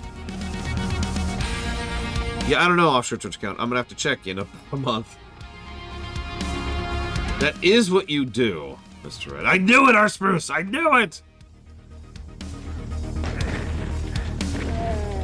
Now, there's an interesting question. Which would you rather watch? The animated Mario film. The live-action one.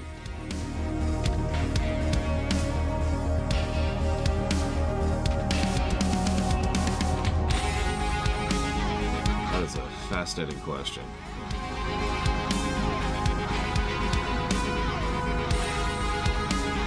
Because, see, the live-action film is absolutely terrible. There's no real arguing or debating that. But something being terrible, ironically, doesn't actually change its enjoyability.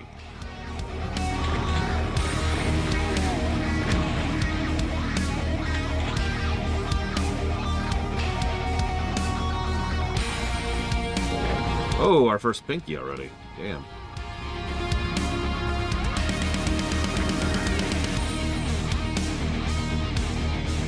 Yellow key. Not what I was looking for, but okay.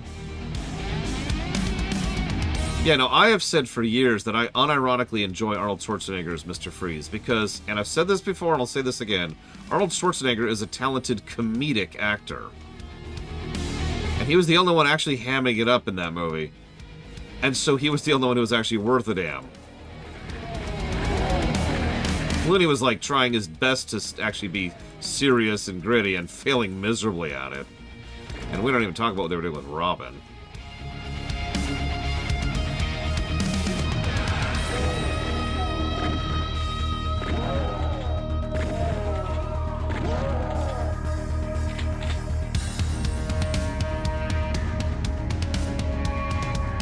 Yeah, I've noticed I basically can't hear the game, Plutonia.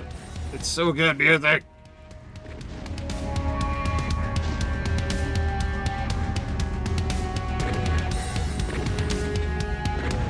It's the sacrifice we must make, Plutonia.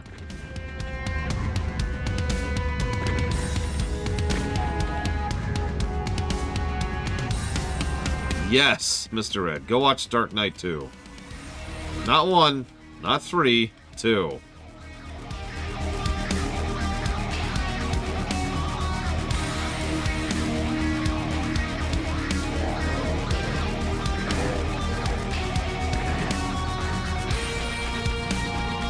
Hey, Ranzada, one moment, please.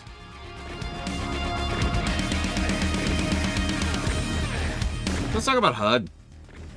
I'll admit, I think there are better HUDs, but it is an informative HUD. It just doesn't have very good at-a-glance, which is something I value a lot, especially in something as high-paced as this. There's our blue card. I have to actually look down when traps go off like that. Speaking of which, traps exist in this game.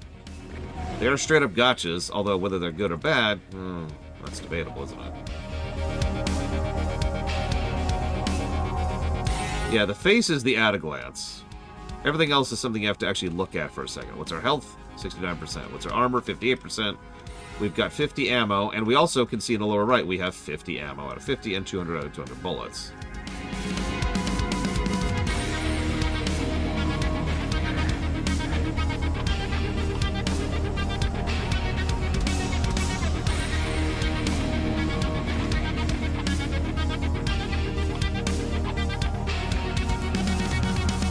Yeah, the guy in the middle is probably the better aspect of the HUD. Let's see. Do we have more HUD options? We can add lighting. Oh my god. We can just add lighting. I'm going to turn that up a little bit, see how that feels.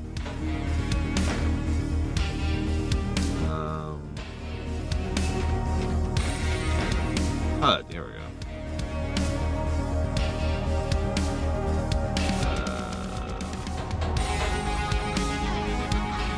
Plus and minus do nothing.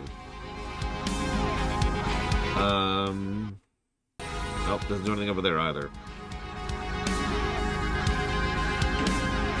Hang on. Let's check our input.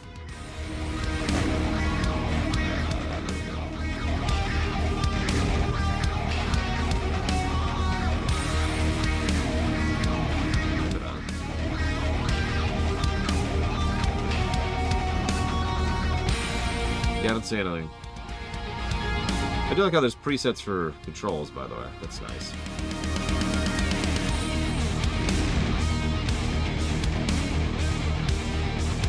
Well, that's okay.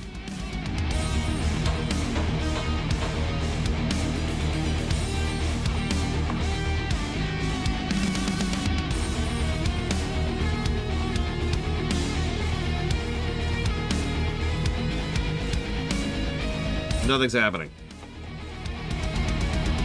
Although it, of course, works over here. This is minus and this is plus. That's what it's doing. That's it. That's all it's doing.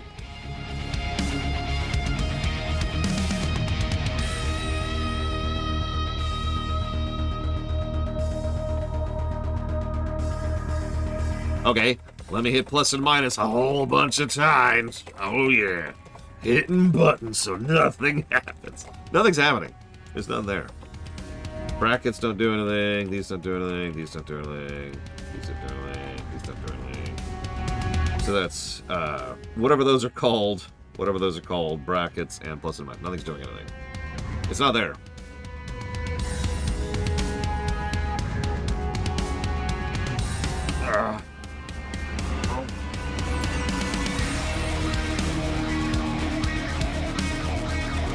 I mean, yeah, exactly, pyrophosphate. They just want to hear the music. Speaking of which. No. I actually already tried Keep Blood. He had plus and minus, and as you can see, that's not doing anything. Yeah, ironically, we can't give a plus for that because it doesn't work. Sadness. Hang on. Let's try something.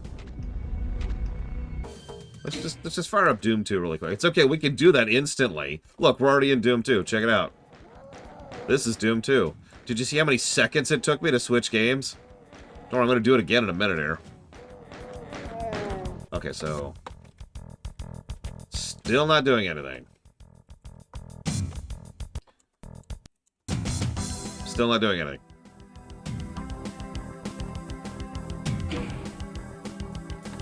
Although I'm curious. It does save the same save state across Doom 1 and 2, which makes sense. Okay, so display, screen size.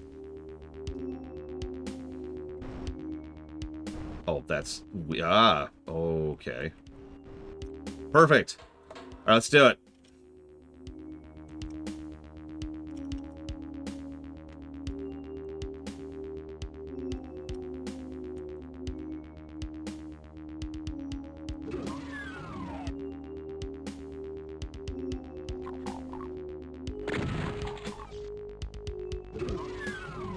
This is the true Doom experience right here. Hang on, I'm actually a little turned around. Hang on, hang on.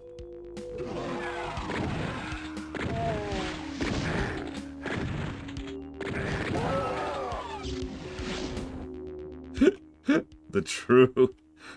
Oh my god, okay, hold on, hold on. Nothing, Czar, nothing at all. Yeah, we gotta maximize our FPS. So then we got this version. Oh, God. Oh, that's actually a bit of a shift.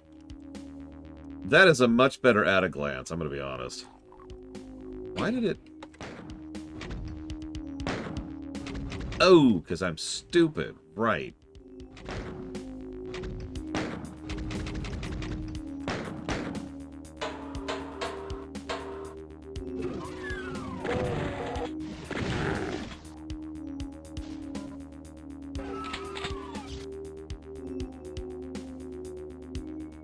Yep, I'm going to play it that way so it's the thumbnail.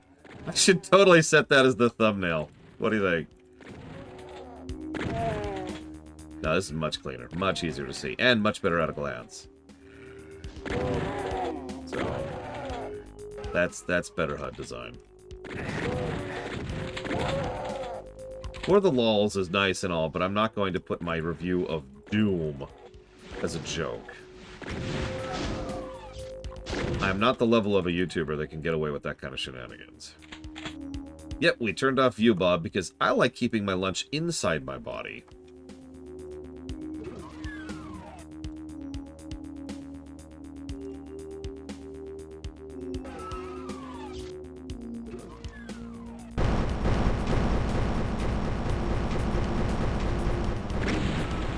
Oh yeah, Dark Day.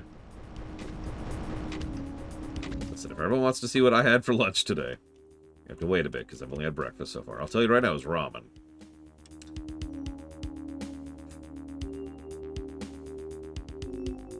That's actually an interesting question, Plutonia, because the only reason I even know that there's a range of damage in this game is because I've watched speedrunners play this game.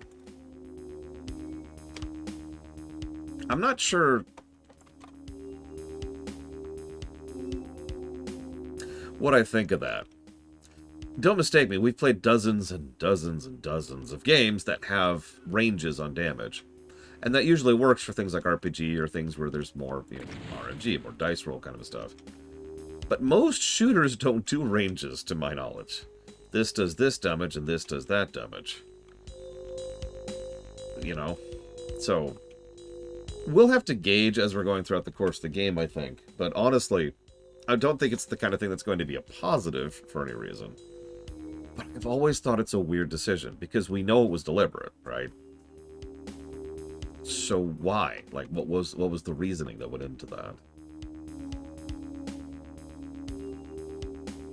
One moment, please.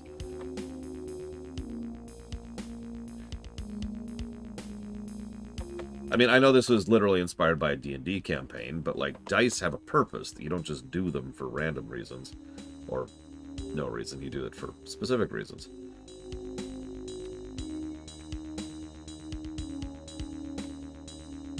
Damn it, Loner, no! No artifact design.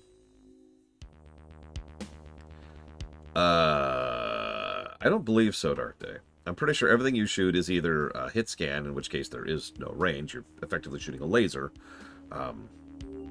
It's true, Traxia. Or it's projectile, in which case it just keeps going until it hits something. And it will hit something at some point. I've never even heard of that person on your Twitch account, so I'm going to go with a no. I think you're right, Geludo. I think a lot of designers added dice because that's what they were used to. Because that's what D&D did, because that's what Chainmail did, because that's what War Games did, because that was what they did to simulate random events on the battlefield, going back a couple centuries at that point. And we owe all of that to Prussia. That's not a joke. You can look that up.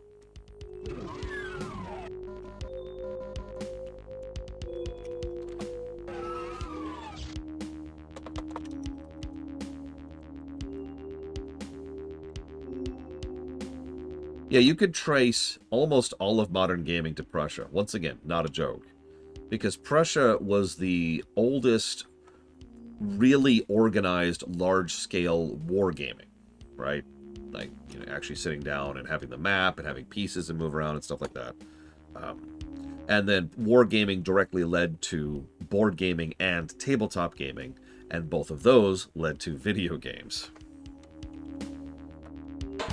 I'm not making this up. You know me, I love gaming history, and I decided to go down the rabbit hole one day.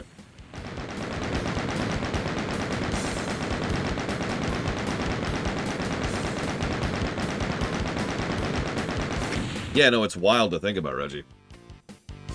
That was terrible. 15 minutes, Jesus. Have you noticed these levels are relatively short? Can I just say that is absolutely for their favor? Don't mistake me, there's nothing wrong with a big sprawling level if you know what you're doing with it, but once again, we're still in the intro. Most people who are playing this have probably just spent the last couple of hours playing this game, and especially given the fact that this is probably one of the first video games they're playing, or PC games they're playing, it makes a degree of sense to try and push them in certain directions. For example, oh no, I fell into the acid pit, where do I go? But if you look in either direction, you immediately can tell that there's a path by which to go. One which leads to safety, and one which leads to uncertainty. The safety gets you back out. The uncertainty, I think, leads to a secret. Don't quote me on that, I'm not the expert here. And yeah, we'll get to episode 2 when we get to episode 2, but all I'm trying to say is that I have been of the opinion for many years, and I know I am at the amateur opinion here. So I've always had the amateur opinion that episode 1 is the best episode, and I have a feeling the review is going to bear that out as we go through this.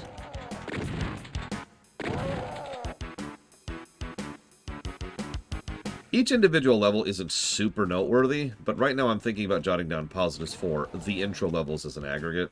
We've already seen several things I've already talked about because we've already covered Doom 64, also known as the third Doom game.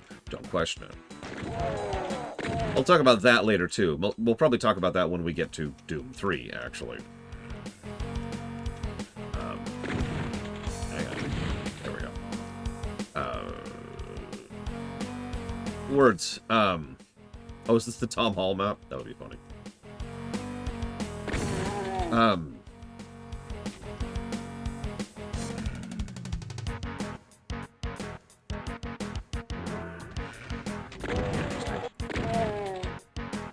I've lost my place. I was saying something in particular. Oh, right, individual levels. So, stuff I've already covered. Thank you. That's where I was going with that. Thank you for reminding me. Invisible voice in my head that tells me to murder people. Murder. It's okay, I play video games to get my murder boner out. We done? So there's the chain gun. We're gonna get some fun out of that. Itemization and encounter design are pretty much the game design of most of these games. There's not much going on in what you'd call traditional level design.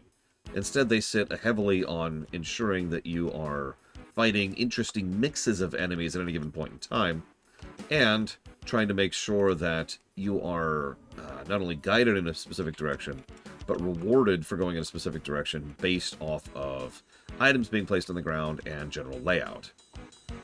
Yeah, exactly. Again, we talked about this extensively during the Doom 64 run. I recommend you watch it. It was actually a pretty solid run.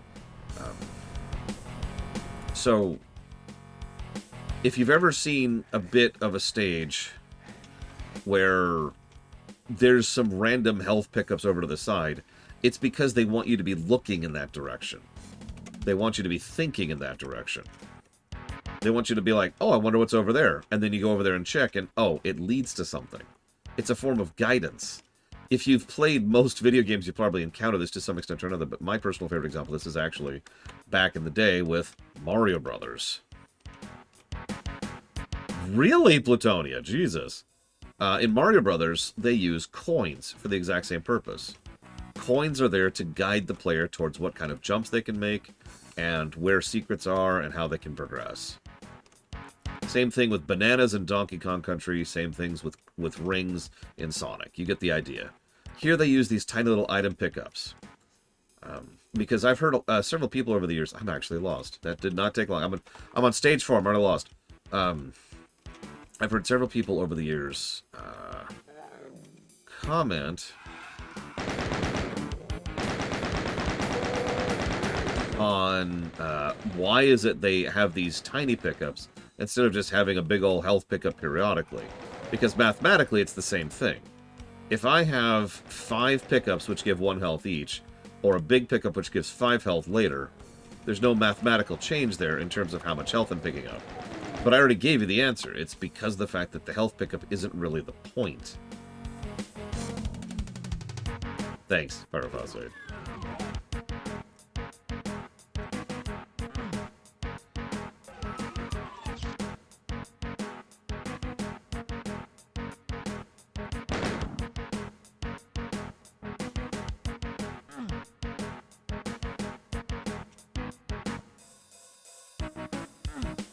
The yellow key. I even know where the yellow key is. I'm not sure how to reach it.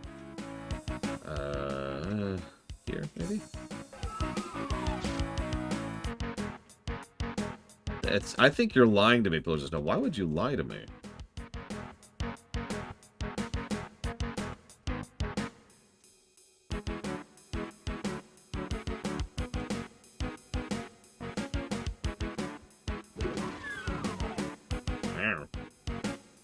But that...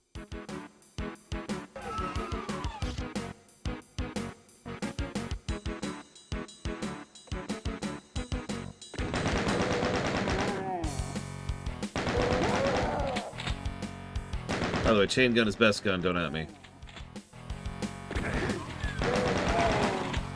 Here we go, I have the blue key now. So, maybe. By the way, those kind of things can be done for bad intent, too. For example, they could put barrels in tightly contained corridors, like this one. Oh yeah, there's one other benefit when it comes to having these kind of little itemizations. It's breadcrumbs. Depending on how you're progressing, you can generally tell where you've already been if the item pickups aren't there. Right? So I can now be sure, even if I don't have a particularly good visual memory or good mental map, or if I'm lost on this screen, I can look around and say, ah, I've already been here. Why? Because I already picked up the little health pickup. And yeah, corpses, exactly. So that's two more aspects of good design. How dare this game have good design? This is going to score surprisingly well, isn't it? Here's a question. Do you think Doom 2 is going to score better or not? I should mention, I've never played all the way through Doom 2.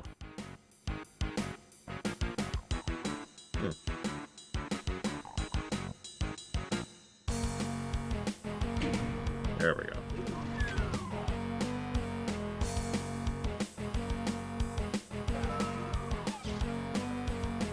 Now here's a better question. Do you think Doom 1 will outscore Doom 3?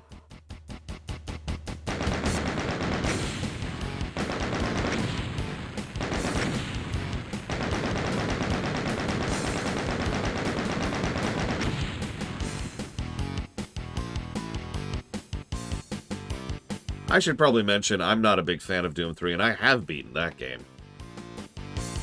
I was not a huge fan.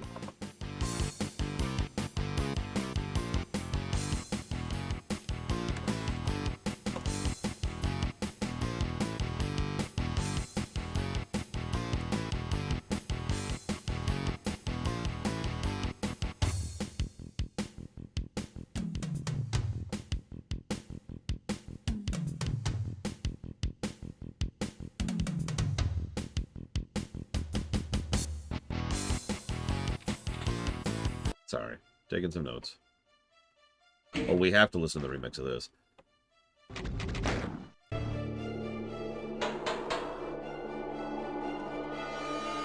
Interesting place to start us at. At least a little bit of a crazy horse, but to be clear, I didn't enjoy Doom 3 from a gameplay axis. Like, I've put up with gross games for many years, ever since the NES era, because I really liked the gameplay of them. Ninja Gaiden, or Contra, or hell, Doom. I'm going to go and admit something that's going to get me very made fun of, and I do not care. That's not true, I do care. But it's true. This game gave me nightmares as a kid.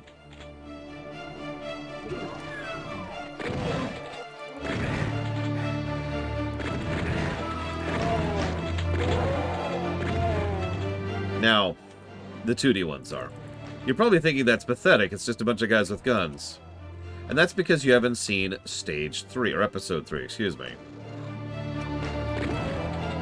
Episode 3 bothered me. And I don't know what else to add to that, because it's true.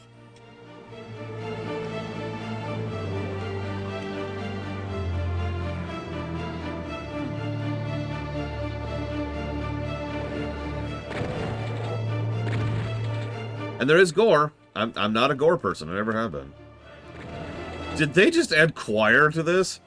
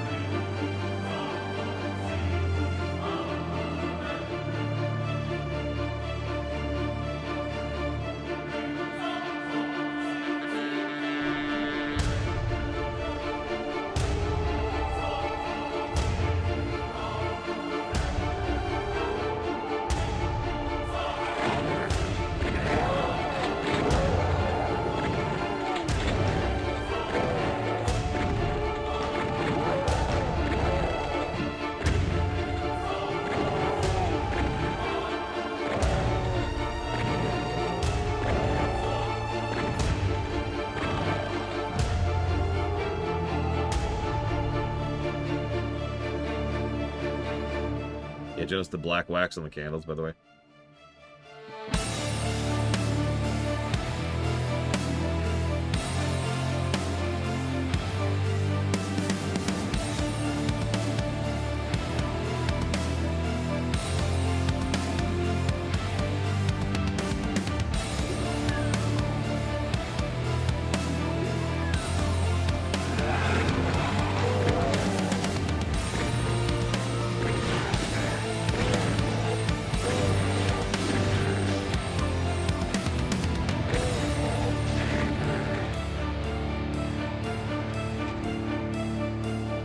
Yeah, this is... I mean, canonically, and that's not a joke, we are the Doomslayer, and they are absolutely terrified of us. Although probably not at this exact point in time, but trust me, they'll get there.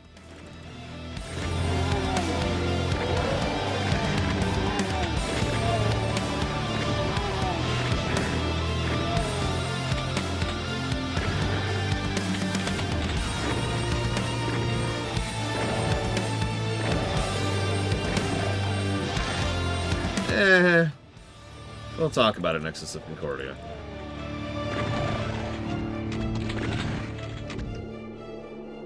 All you need to know is that we're playing the same character in 4 out of 5 of the games we're playing for this block.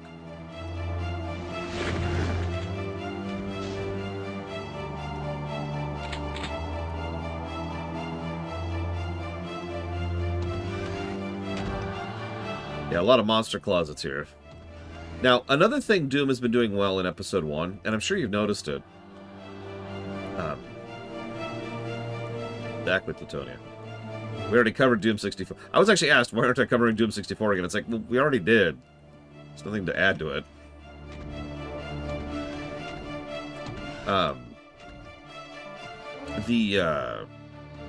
Almost every time... So... Man, let's go ahead and, switch back to the original here for a second. Almost every single time that the games throw something at us, they give us something to make up for it. Have you noticed that?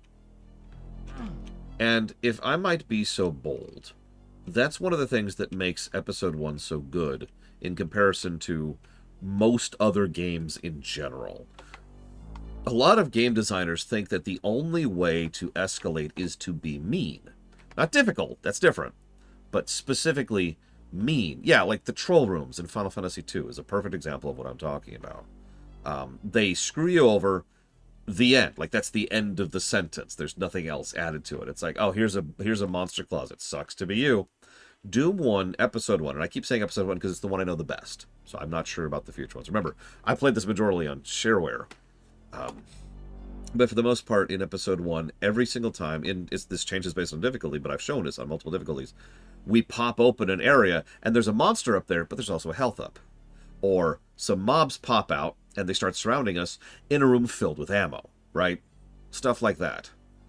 There's... Yeah, it's more or less the exact opposite of what FromSoft games do, where they will actually troll you, and this is true, by having you go after some irritating or frustrating thing, and then when you get it, you get nothing. Or actually, excuse me, worse than nothing. You get an insult item.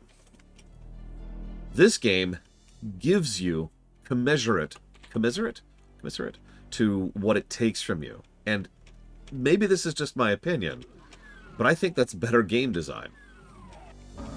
It puts more of what's happening in the player's hands, and it feels better. So when something like that happens, I'm already good to go.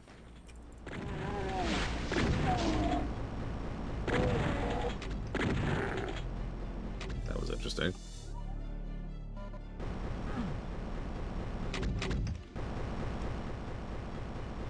I know, right, Kaon? Notice the ammo? Notice the button that pushes us back down? You get it. I tend to value fairness when it comes to level design, so it's probably no wonder I'm praising so much of this crap. Anyways, we got the key. Let's get out of here. I think we got the key.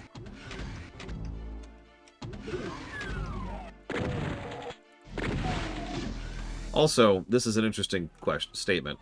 So when I was a kid, I automatically assumed... God, this music is so quiet now. That there were monster respawns, that enemies were just respawning. And that was just natural for me to assume because most other video games don't have static monster placement, right? In Ninja Gaiden, if you go left and then right, everything that you just killed is already back. In Final Fantasy, if you just walk around the overworld for a minute, then another enemy spawn will happen. The reason I thought that, I think, correct me if I'm wrong here, is because a decent number of enemies, especially in later levels, are in monster closets, and they're just sitting there, waiting for something to trigger their release. And what it releases them isn't necessarily visible. Let me use a a random example.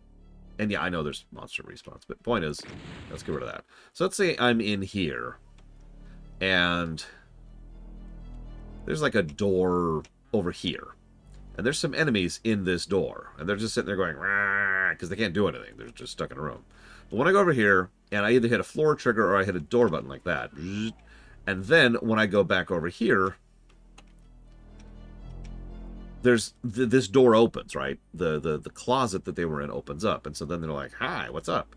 And then they could actually start being on the level. So when I'm coming back through, I don't see the mechanism that just happened. All I see is in this area I have just been through, there are enemies again. So you can see why I automatically assumed, aha, there's respawns. I should mention I was 11 when I played this game. So don't be too hard on me here. Now, having said that, my memory is not the best in the universe. So I'm not sure if that number was there back in the day, the 72 of 91.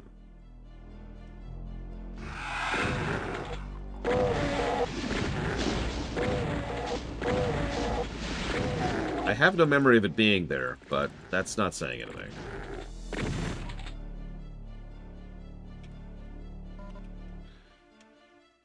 Speaking of itemization, the specific things that each monster drops are also interesting to me. The basic mooks go down relatively easy and they drop clips. Or shotgun shells, depending. Then you have the demons, which drop nothing. Now you might think, well, that sucks, but no, the point behind that is to have... It's all about encounter design. I've said this so many times, and it's nice to be proven right. Doom lives and breathes encounter design. Because when you place a normal dude who drops a shotgun shell alongside 3 demons, what you have done is you've made an encounter where you can give the player the reward of those shotgun shells for having completed that encounter. And then, in the next room over, you could put 3 guys with guns and 1 demon. And then, when you take that out, you get a much larger refill to make up for the fact that you just had to go through, say, 2 rooms of demons. Just demons, right? So, you could see how encounter design is so much of an important aspect of level design in this game.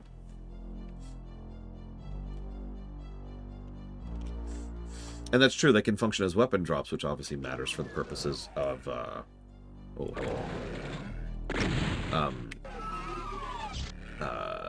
challenge runs, speed runs, single map challenges, or just starting on a different level. Because you carry weapons and ammo and status through stages, but that's only if you're doing a once through. And yeah, of course, there's the pistol only mutator, which we actually already talked about and gave positive for.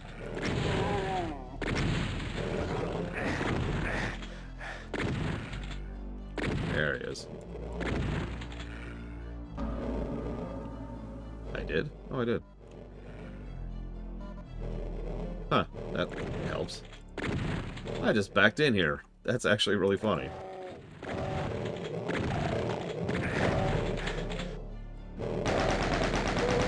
Speaking of which, we haven't been using our ammo enough. That's another thing. Whether this is valid or not, one of the things they do is they cap your ammo of certain ammo types. The specific reason they do that is very simple. They want you to juggle through weapons. They want you to use most of your arsenal and not just sit on one gun the whole time. Whether they succeed at that or not in Doom 1 is debatable. They definitely succeed in this and by Doom 4 and 5. And yeah, I kind of showed this off earlier. It's easier to show off this way. Give me a second. So you see in the HUD in the lower right there, there's only 4 ammo types. Bullets, shells, rockets, and cells. So, bullets will always be useful because you get the chain gun. Shells will always be useful because shotgun is amazing. Rockets are obvious, and cells is for energy weapons. Nothing ever gets invalidated, really. Once again, this also helps with the all-important encounter design. This means that you can still place basic level enemies, and they still help because they drop chain gun ammo.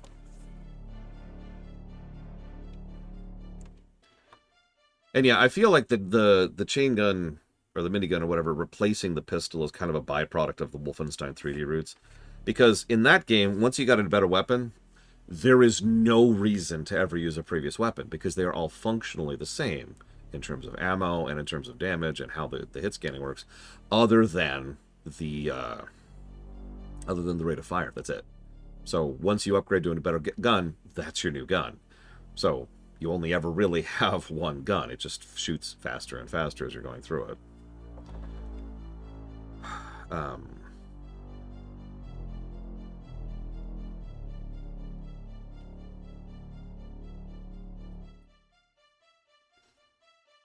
Really, Plutonic? I didn't know that. Yeah, unless you want to do the hand-only run, which I think... Yeah, there we go.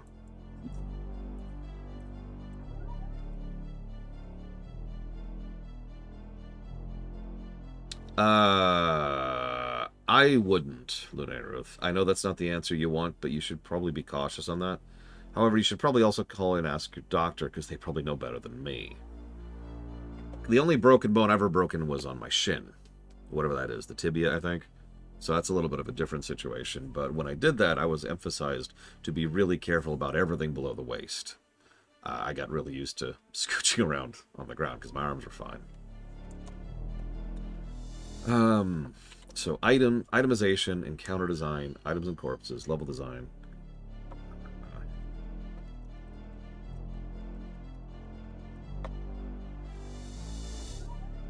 Sorry, jotting down some notes really quickly here.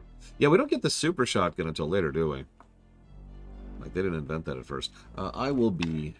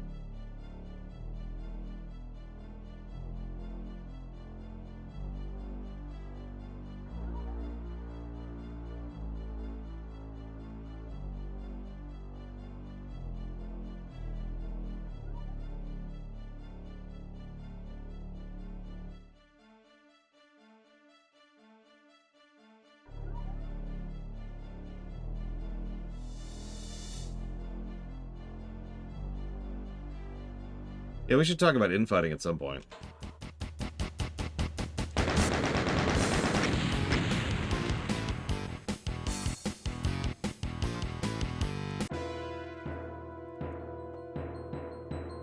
Sorry, everyone.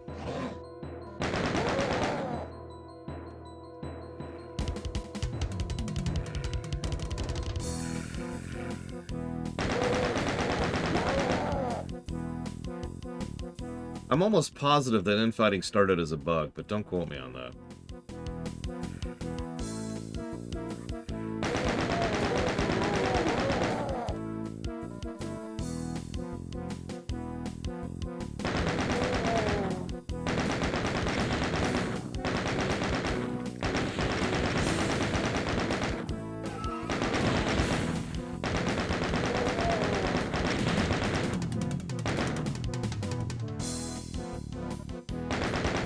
Never mind then. They actually added infighting on purpose. Ignore me.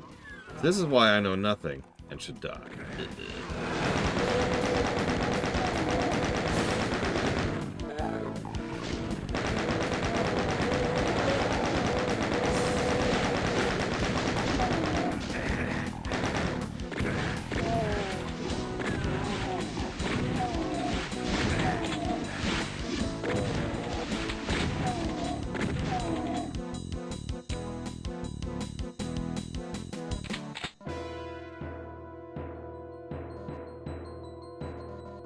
How would I turn Doom 1 into a D&D module?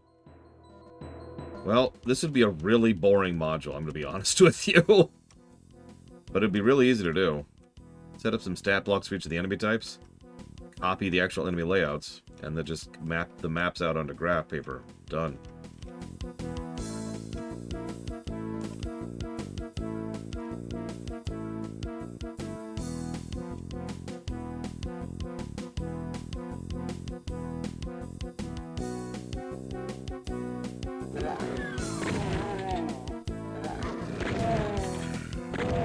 Something Plutonia mentioned earlier, kind of as an aside, is how the sound design is important for navigation. You can hear enemies through doors, you can hear when things unlock, or when doors open. Like I can hear that door opening, so I know a pinky is coming. Well, I know something's coming, because I could hear the door opening. So sound design is actually pretty important to navigation.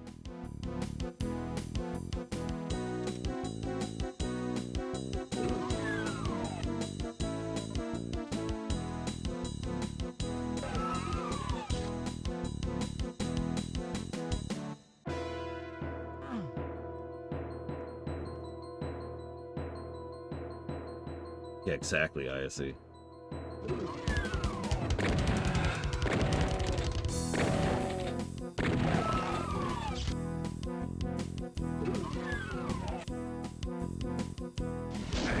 Ah! And yeah, it's also helpful for secret door triggers, among other things.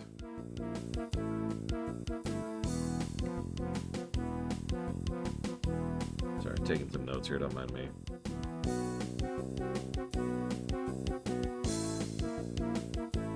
Wouldn't surprise me, Nexus of Concordia.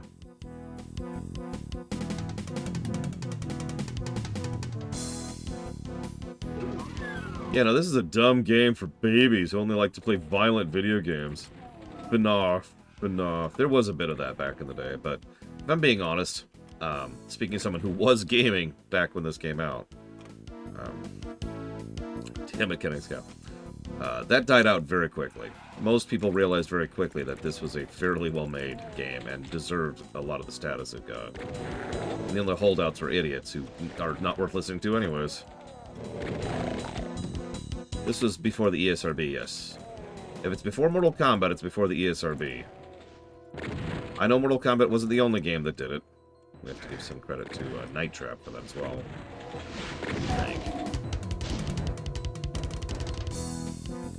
So, if I'm not mistaken, the Pinky has no official name historically as of this point in time, like as of 1993. But players kept calling it Pinky. And later on, it would eventually be adopted as the official name of the mod. Like, by the time we get to Doom 4 and 5, they will call them Pinky.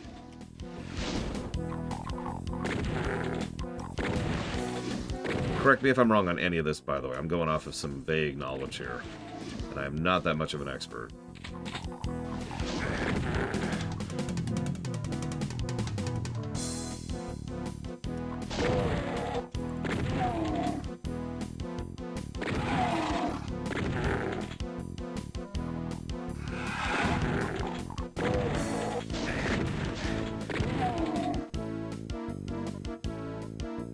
See what I mean about the reward risk thing, by the way? We go into a side corridor, it says several demons, they did damage to us. They also had ammo ups, armor ups, health ups. You'll also notice we're finding a lot of demons in some of these sections, but in other sections we find a lot of people, which goes back to what I was talking about with regards to counter placement and design. Look at all this armor, in an arrow pointing towards this. Wong. And now we have the map. Yeah, let's go ahead and hear the remix song. Whoops, wrong thing. Jesus. I'm ready to kill everything! I'm ready to kill everything! Ah! God, the volume difference is wild.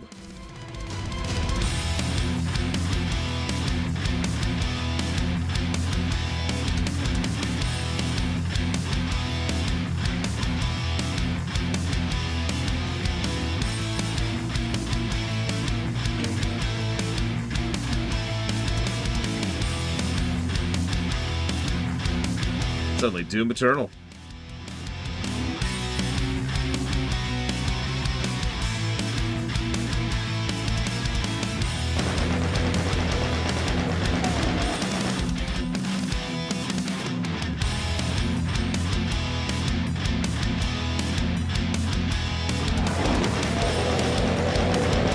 This is another perfect example of what I was talking about. 3 specters, a dude, and an imp.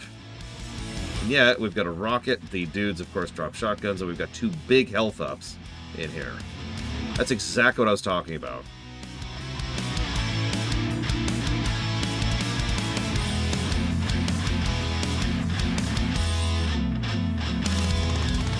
That's hysterical, Plutonian.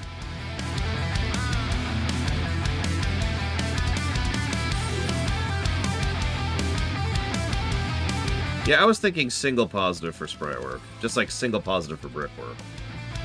It does what it's supposed to do.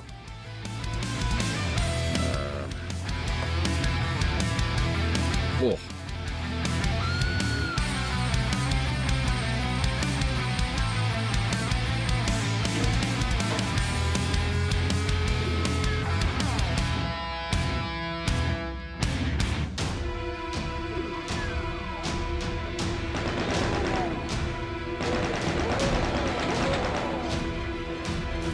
Also, and I know I'm going to shove my foot into my mouth here, but so far I haven't felt super lost. There's only that one stage, the Tom Hall level, that was throwing me. And I just know I'm going to get super lost later now that I've said that out loud. So you're welcome. I've given you material to make fun of me for.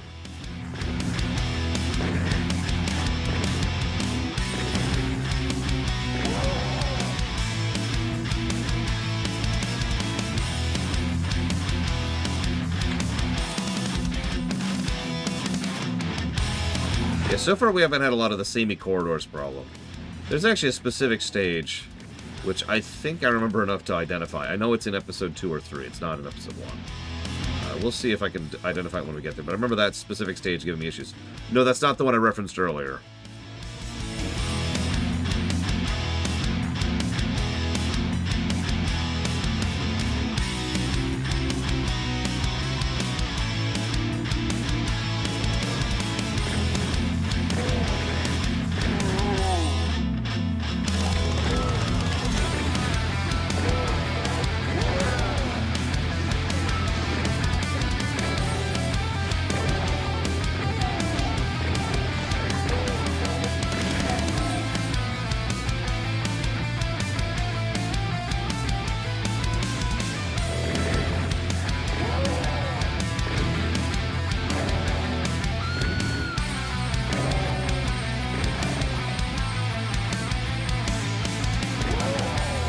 That was actually kind of close.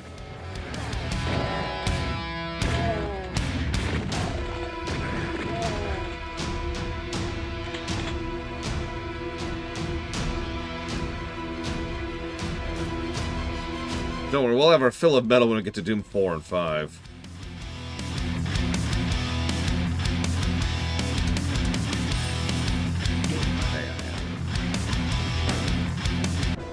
I think we officially looped there.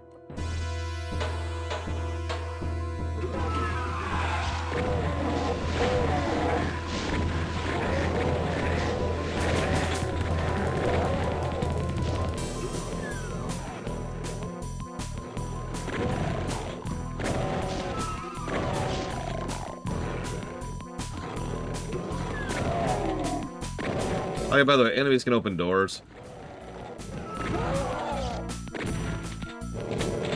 I could. But I'm not super worried about it.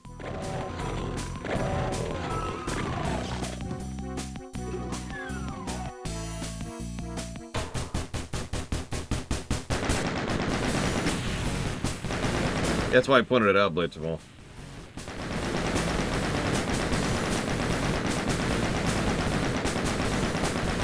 You just want me to die horribly, Tigzar. Be honest.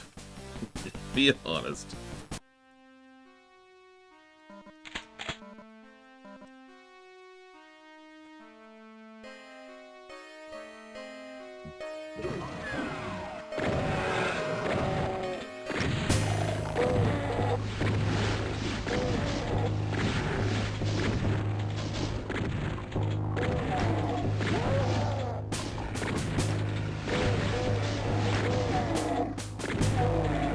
Brought some shotgun shells for this, right?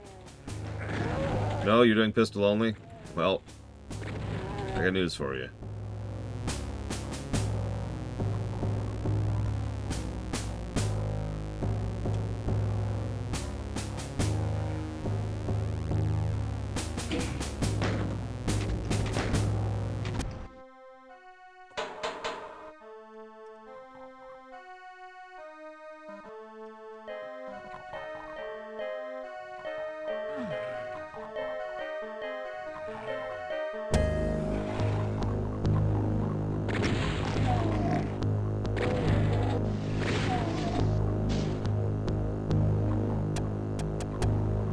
Enjoy! Yeah.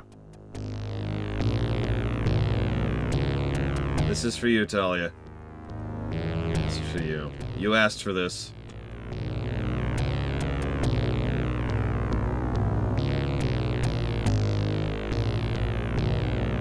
I mean, look, I understand Schadenfreude. I get that all you care about is watching me suffer. It's okay. I do get it. I mean, Shattered Universe is one of the best highlight reels ever for a reason. It's because that game was garbage and physically painful to play.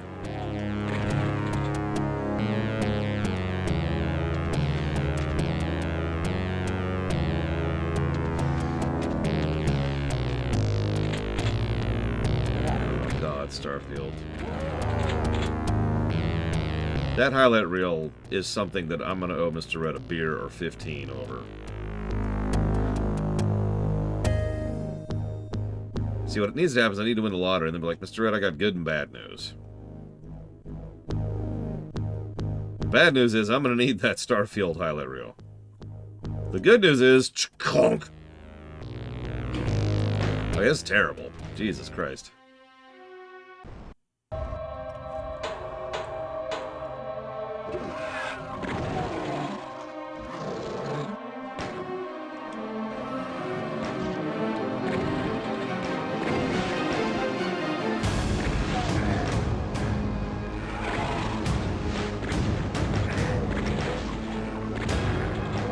I need to get into weapons dealing?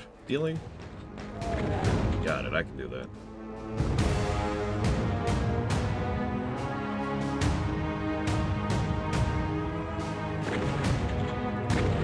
Just using our sniper rifle, don't mind me.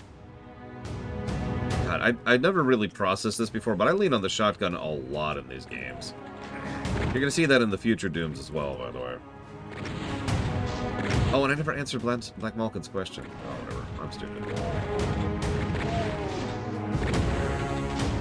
Of course, I can't think of any off the top of my head.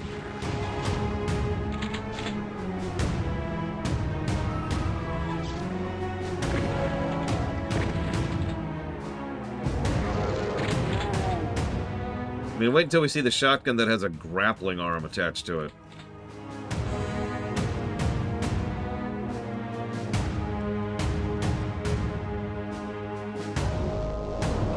Welcome back, Henix Cow.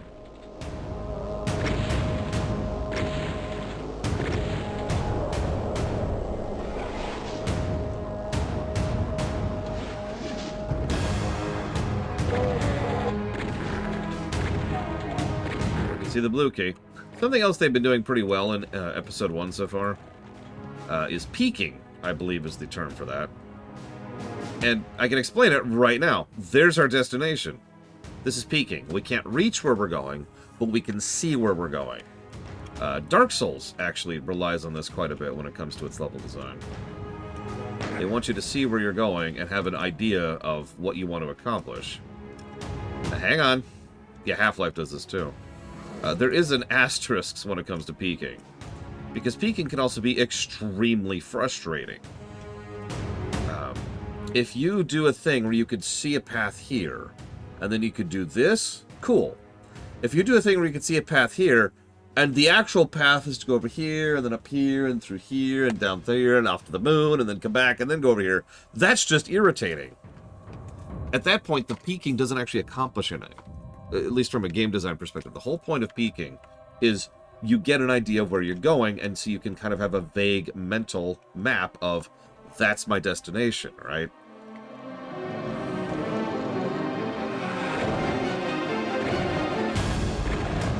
So let's see. Appliances I would play Doom on. I want to play Doom on my mouse. No, not like as my mouse. On my mouse. I want to look down at my mouse and play Doom on it. I'm joking. I would play this. I have a nice microwave, but... Fridge? No, I play Skyrim on my fridge. Let's go with... Jesus Christ, Tixar.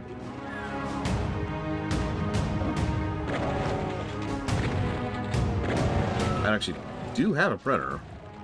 The problem is I don't have a lot of appliances in general.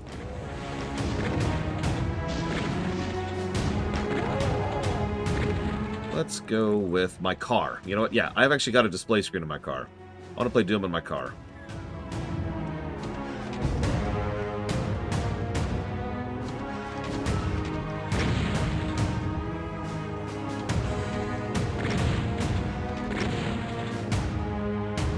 Well, I don't have a lot of use for a pregnancy test device in my real life. Believe it or not. Yeah, when I'm waiting in line, like there's a red light, rather than ramming the person ahead of me, I'll just be like, oh, kill those demons dead!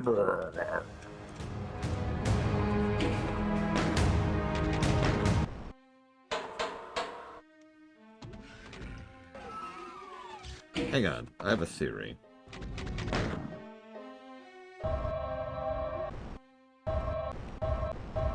Nope, it's the same audio setting. Whatever.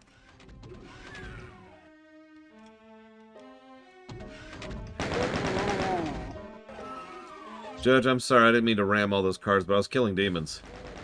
In real life? No, no, no. Oh. Guilty!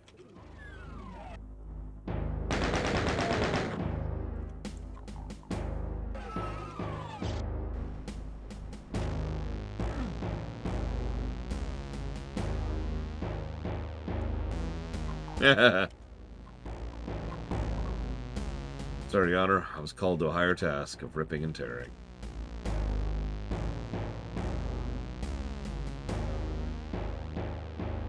Yeah, I haven't even commented on the fact that the game just keeps dogpiling positives. But here we are.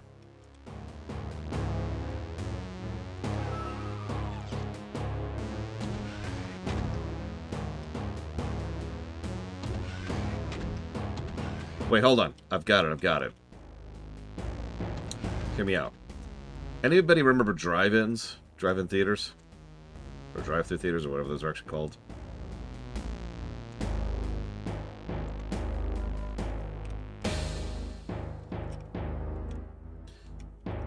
You're aware of... Oh, okay, just to feel old for a second. How many of you have been to a drive-in theater?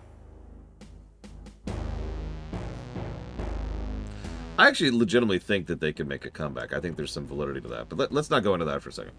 Here's the point. Rather than that, drive-in Doom. Right? Huh? It's just a big multiplayer map. And the server's hosted. And it's all up there on that giant freaking billboard.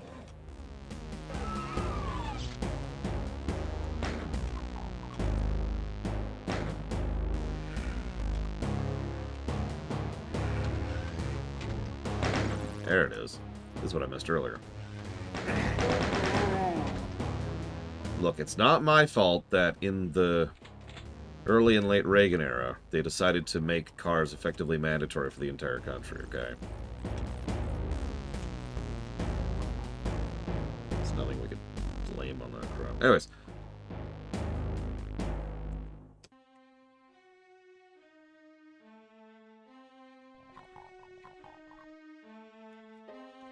Good live-action Doom. I've been made fun of for the fact that there's a single scene in Doom I actually like before. You can guess the scene, because there's only one scene that's really memorable. Hey, Ross. How's your day going? Yeah, the FPS scene. It's such an obvious pick, right?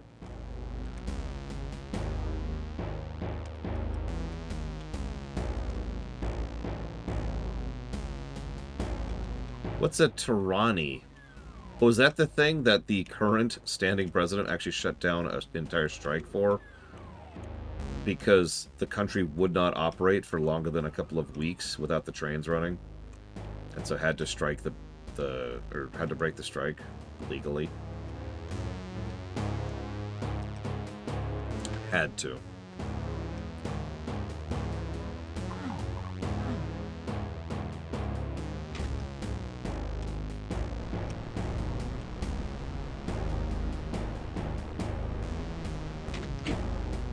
Yeah, for those of you wondering, no, I'm not a pro-Biden guy. He's a terrible president. I just think that we can do worse. That's all.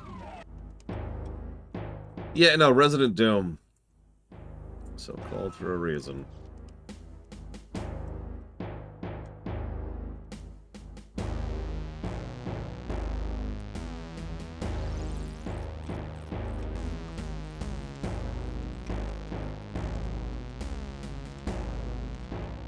Yeah, it's like game design, right? We can always go down.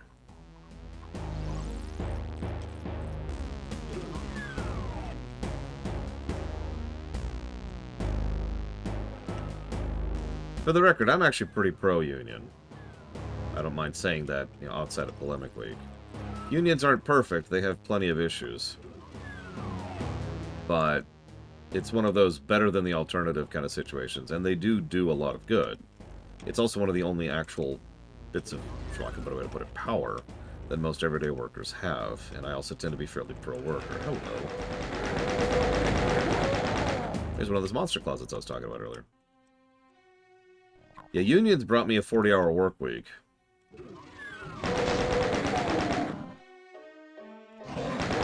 And the very concept of weekends.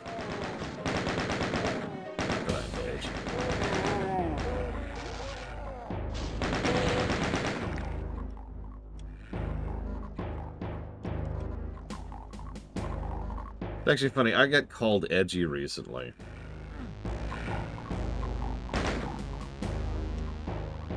Not sure what to make of that, to be honest with you.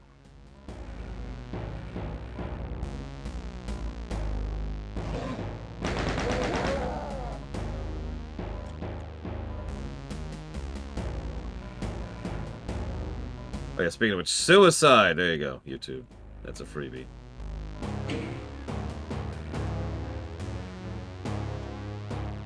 Yep, we've had edgelords, now you have edgelore.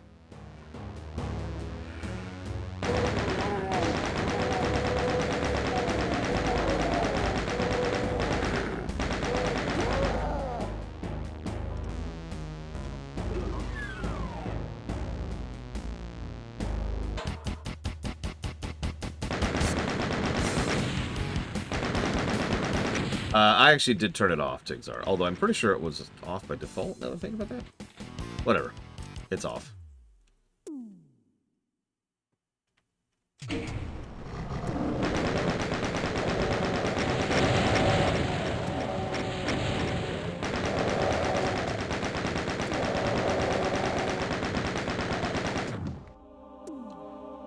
So that was fun. Oh, yeah, sorry. Adblock. uBlock Origin is an excellent program that you should use.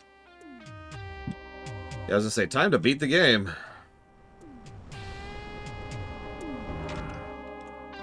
Interesting way to start this, probably. Tons of health pickups, a map right off the gate, and a playground room to just kill a bunch of demons. And yeah, with this song, Final Doom, playing. I don't know what it's actually called, but I've always heard this called Final Doom.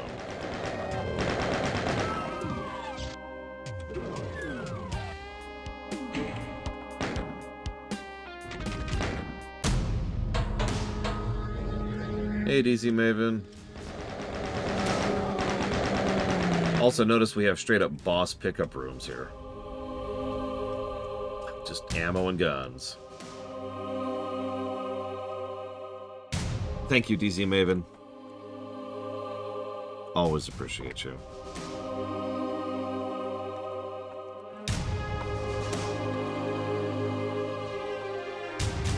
And that's Xenogears, BRPG Block, and Dragon Age 4. You got it.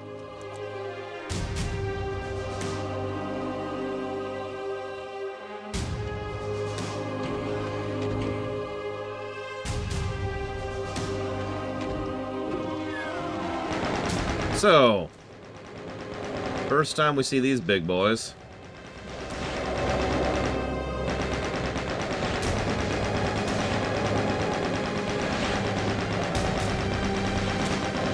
They hurt, and they're dodgeable, but they hurt.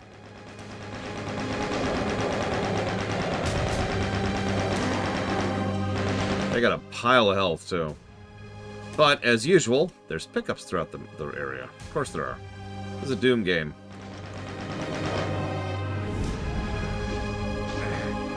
So this is stealth. Stealth is kind of exactly what it sounds like.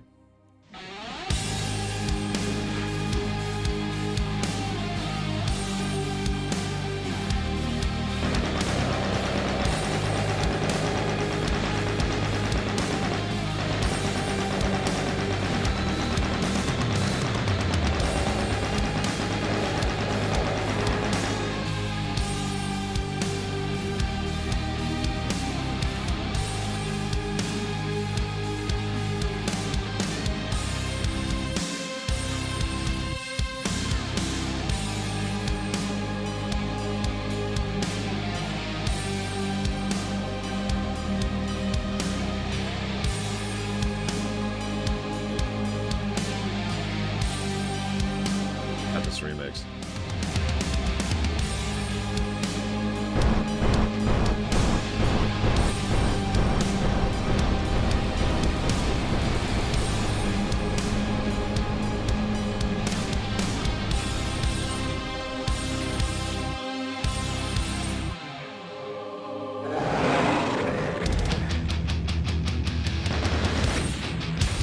And that is usually when I'd stop playing the game. Phobos, specifically, Mike Romano.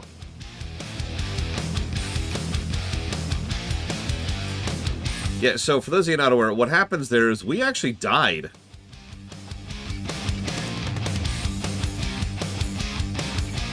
That was episode 1.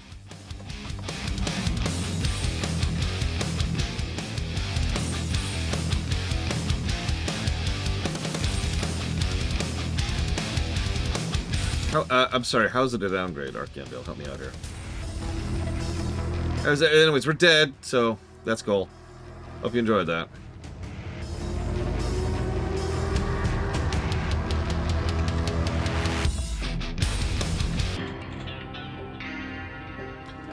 Once you beat the big badasses and clean out the moon base, you're supposed to win, aren't you?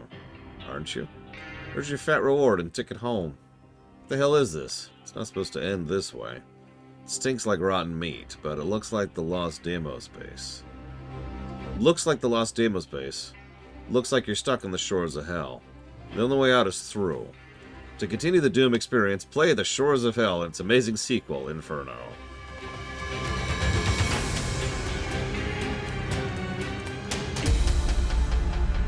And yeah, so we actually have to start the next episode this way. So we just died. Still got a base here. But, that's because, you know, if you could call it story-wise, they were actually doing excursions into Hell. Something that'll be true in pretty much every Doom game forever. Oh, gotcha, Archangel. That's interesting. Not great. Oh, Mum hated this game. I could never play this game anywhere around or near her.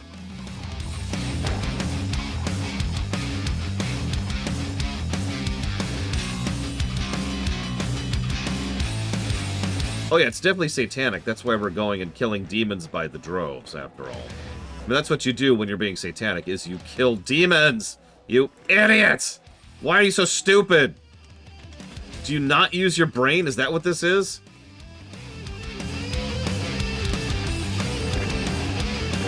Don't answer that question.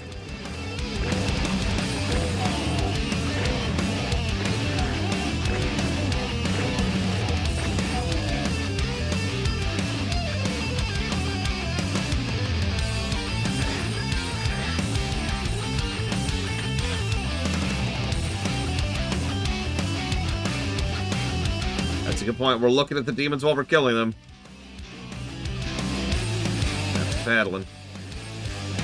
Already seeing more switches and baubles and things, including the frickin' teleporters, than we had in episode 1. Rated M for mature. Whoop, whoop, whoop, whoop. Sorry. I didn't actually mean to hit that. I drifted back into it.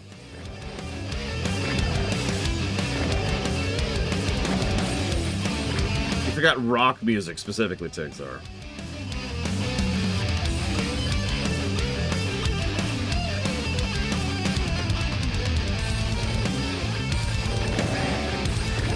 I mean, you gotta understand, my mother didn't like me playing Final Fantasy. And if you know anything about the FFs that were out in the 90s, you know how mild of a complaint that is.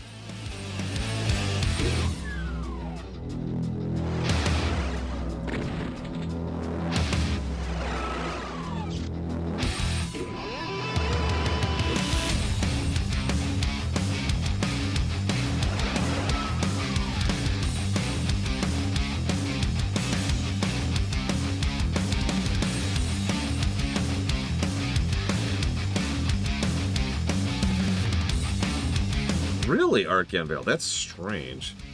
Was there anything my mother approved of? Wheel of Fortune and Jeopardy on the NES. That's not a joke. Also, I'll tell a story about SimCity and her when we actually review that game through the SNES blog.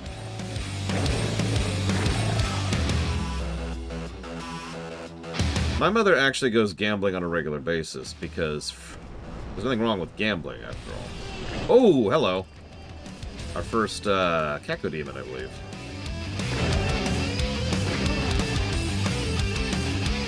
Oh, she hated Mario. Really?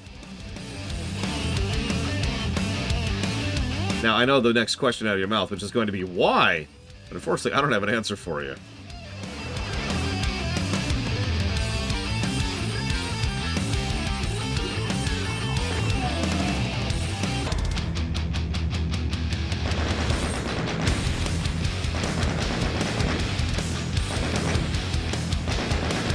Because it had movement.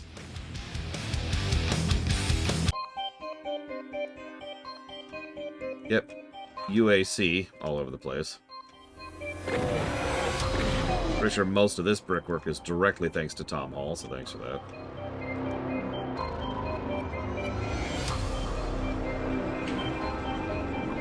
It's okay, Mr. Ed. I'm terrible at everything, always and forever. That's the lesson to take away from this.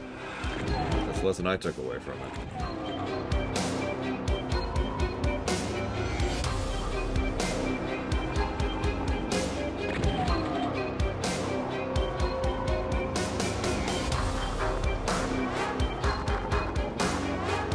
Yep, the Red Cross has infested this, as they have so many other video games.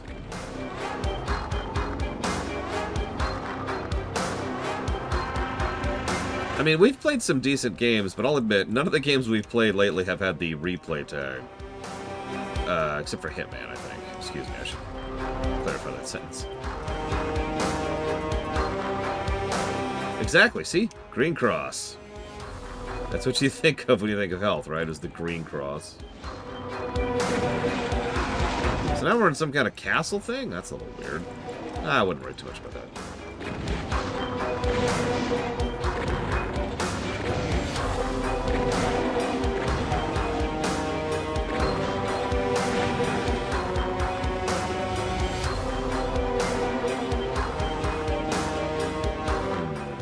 Strange. Enemies do have friendly fire, yes. I don't know when they changed it either, ISE, but you are correct, of course. As I mentioned earlier, the Red Cross League-a-thon didn't really get started until about the mid-90s. Quite a few games in the SNES era, late SNES era, were hit by the Red Cross legal team.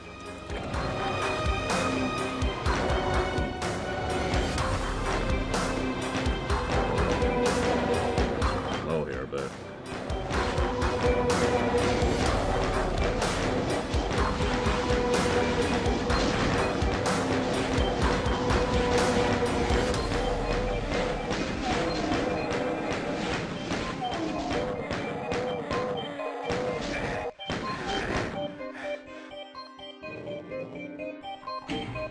Hang on, I know Frisco Born's just sitting there thinking, why are we playing the remix soundtracks? Here you go.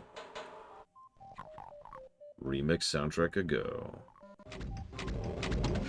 Or, I mean, original, whatever. No, they're just dickwads. I explained this earlier because I've actually looked into the Red Cross situation. Oh, computer cores. The problem with the Red Cross is they're a bunch of stuck-up assholes who actually think that video games are a bad thing, and therefore associating their agency with video games is a bad thing because video games are a bad thing. Make sense? Of course. That is not an exaggeration, by the way. Remember how I mentioned earlier that my mother was not a big fan of, say, Mario? That's the level of thought process we're putting into this kind of thing here.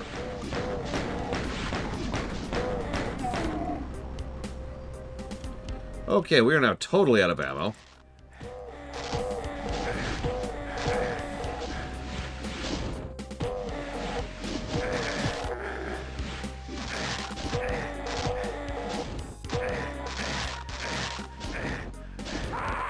And we're dead. That's our first death. Wow. Okay.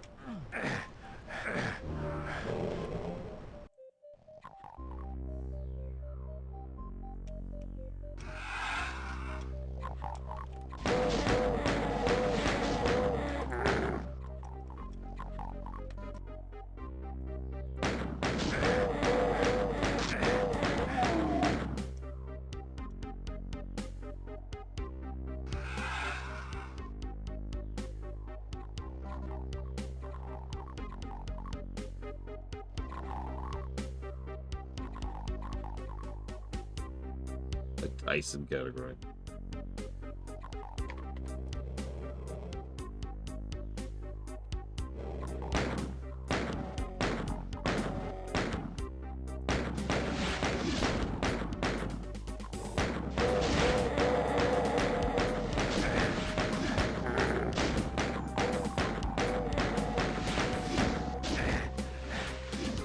Okay.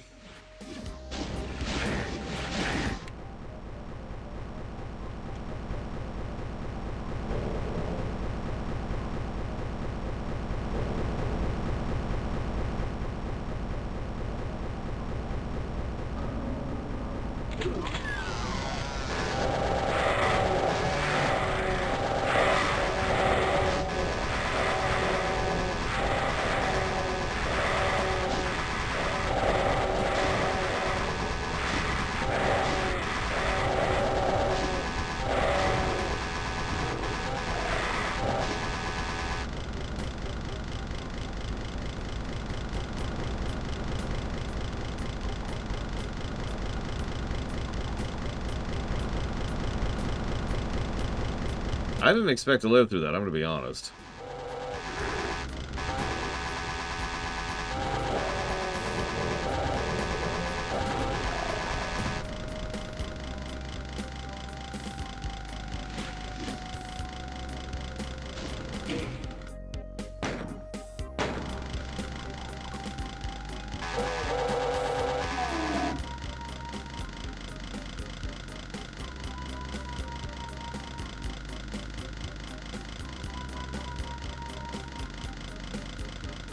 Oh no, there is. I just wanted a save in addition to the quick save. Oh, it's hard saves.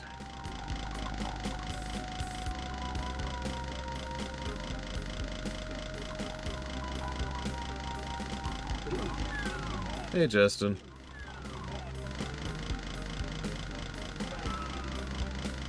Red card immediately behind the blue door. Cute.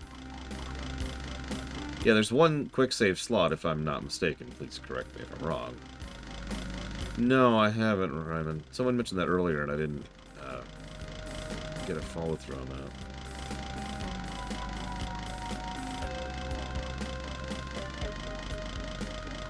I mean, with my current ammo situation, I'm going to stay on the chainsaw for a second.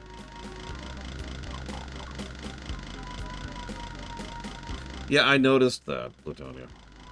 Viscerality is better than I would think it is, but still kind of dwarfed by modern Viscerality. I suppose, duh. Later Doom games, well, 2 later Doom games will do a much better job in Viscerality. But there is something still satisfying about doing this. I'm not gonna lie.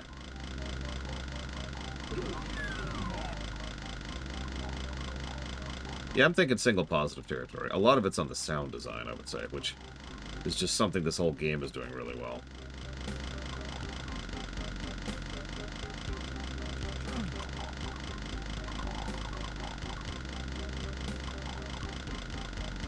Like... Oh, I got Berserk, finally.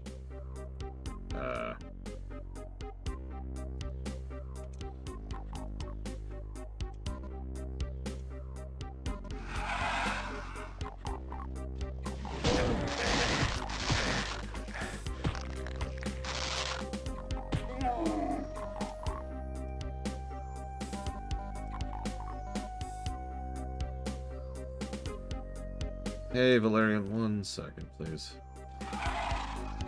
Yeah, no, the sound design, in terms of just sheer navigation, aka a gameplay plus sound, is huge in this game. This is Ocarina of Time levels of sound design. And if you know me, you know that is a gargantuan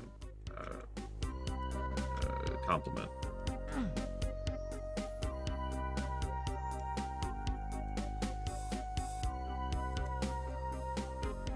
I noticed the maps have gotten bigger, by the way.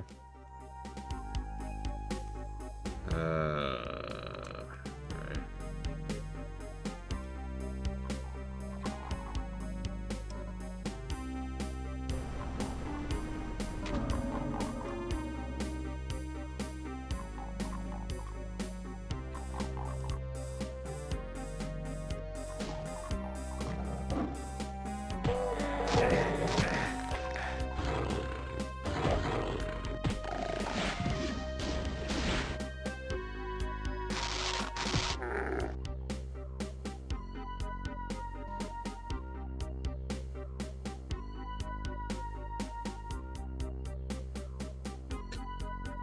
Anyways, thank you, Valerian, as always.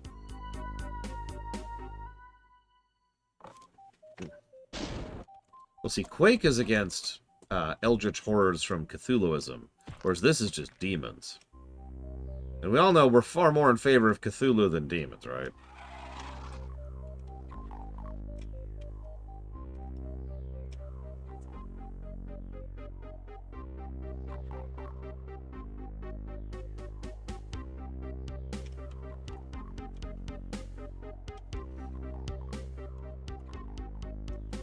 Hang on. Let me go and jot down that sub. And we're putting that towards Civilization 7. Wow. Hatch Within. And Victoria 3. Thank you again very, very much. No, I keep oh, God. I keep checking the map because I keep trying to see... Because I'm almost positive I've already seen the red door. But I cannot remember where, so I keep checking the map to try and figure out where the hell I am relative there, too.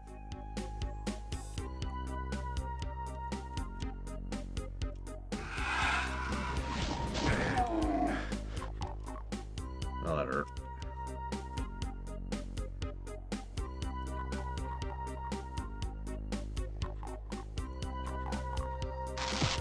Oh, God, I don't remember what UAC stands for. It's been too long.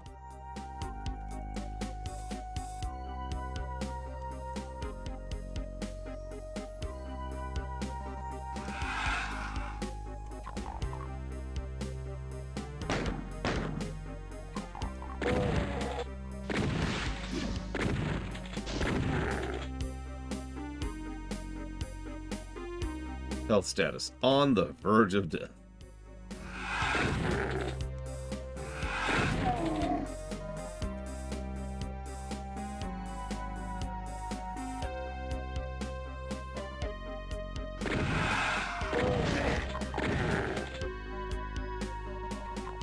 The first energy cell.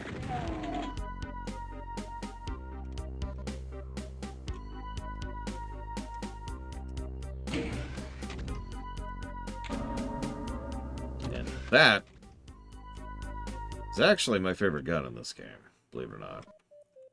At least from memory. Not because it's particularly good or anything, just because I liked it. So we have already been here. Ah, there's the red door.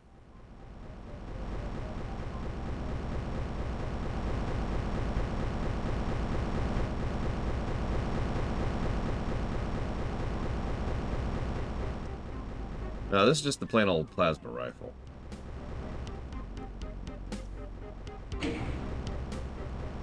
Nothing fancy. That's this gun.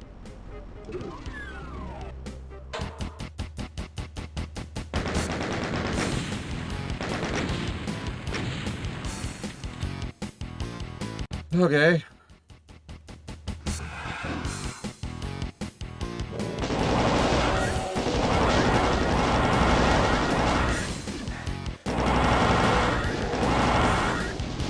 It's our first non-hit scan weapon, too. Oh, no, that's a lie. I've been using the rocket launcher on purpose. Sorry. It's our second non-hit scan weapon.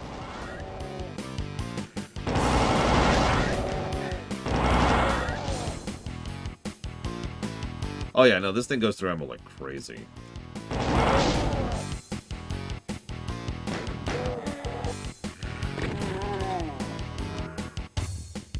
Alright, I'm ready, Lord Harriman. What is it?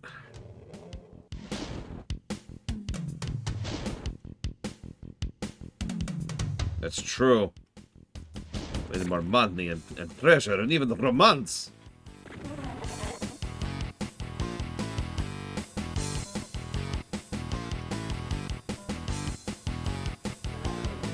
So, a little bit of visual storytelling. I'm surprised they would put storytelling in a game like this. I thought that's the kind of thing that you don't want in your porn, right?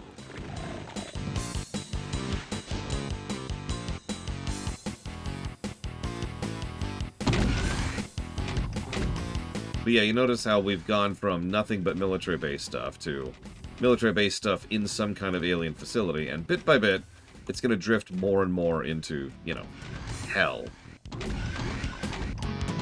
Yeah, we're going to start to have some more guts levels as we go forward. We're still at the beginning of that kind of thing. There's a rabbit, Dark Day? What are you talking about? You're speaking nonsense, sir. But if there was a rabbit, I would keep him and love him forever and ever. And don't worry, nothing bad would ever happen to him, obviously.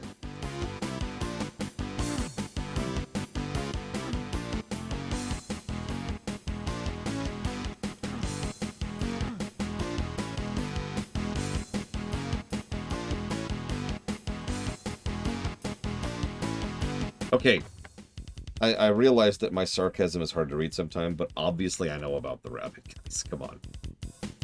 Among other things, I've played Doom 5.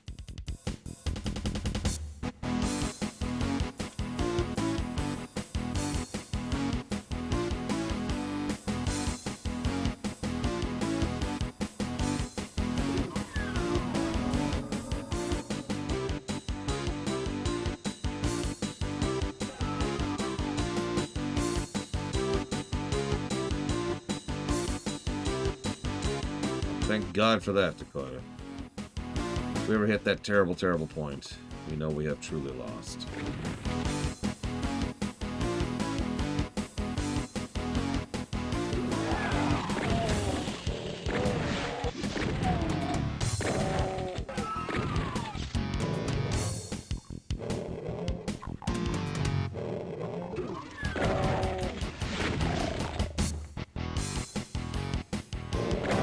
Well, that's an interesting question, Arcan Bale. We've actually already answered that question, but let's go ahead and talk about that briefly.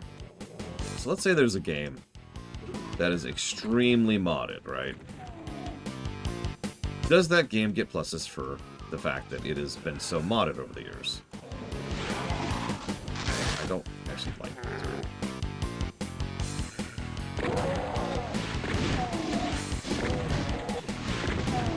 First, you're probably asking me to come up with an example, and I'm having trouble with that. Let's go with...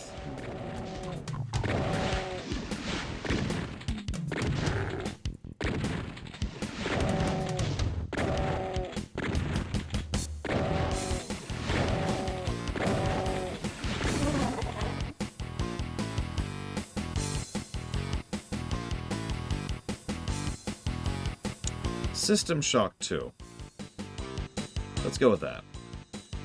So, does System Shock 2 get pluses for mods? Thank you, Justin. The thing not aware, that is actually a fairly modded game. In fact, there's several whole graphical overhauls for the game.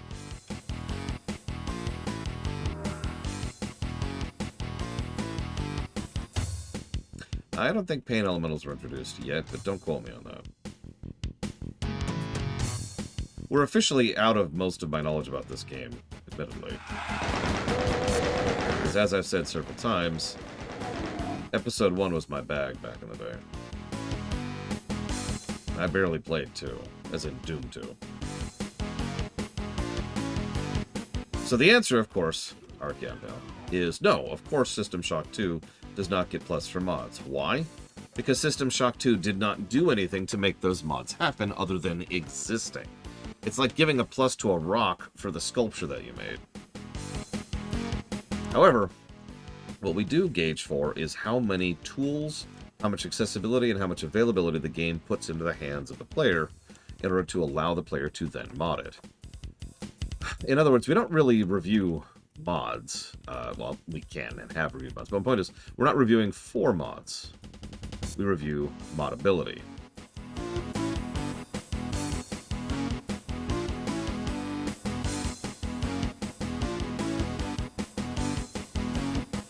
Now this game, especially this version of this game, which is the one we're playing, of course,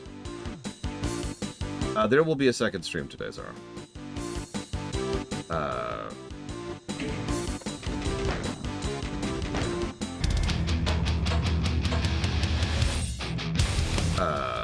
Words. So, how much the game actually then supports those mods, that's the question that really matters. We actually have specific things we track for. How much do they support mods in terms of giving the players the actual tools to do them? How easy or difficult it is to then access and then install those mods, and the depth of those mods in question. Those are the three big things we track for.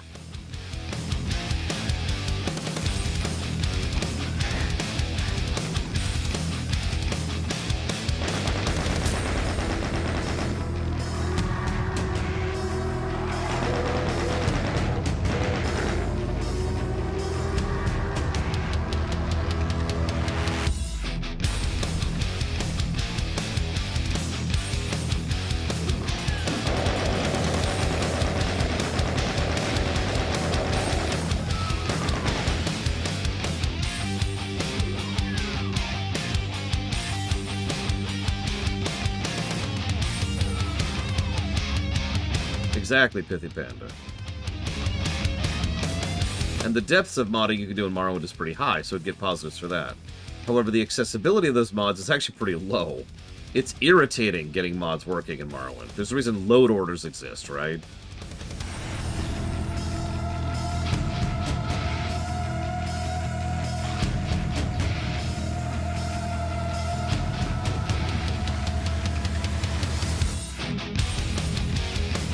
Honestly, the only game I can think of that might get full marks in all three categories is Factorio.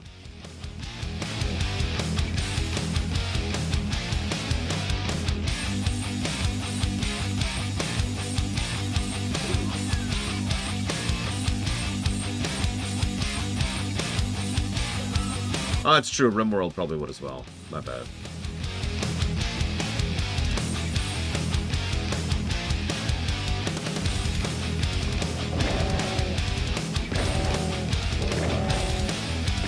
Sorry, Justin. I'm apparently not reading chat very well today because I saw you mention that. Yeah, Baldur's Gate 3 Definitive Edition is already on the list, and for obvious reasons.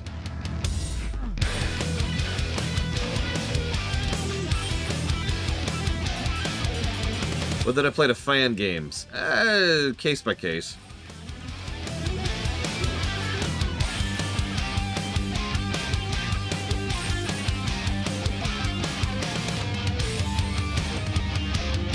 Yeah, I saw the blue key. Sorry, I was just reminding myself where the door was. It is here.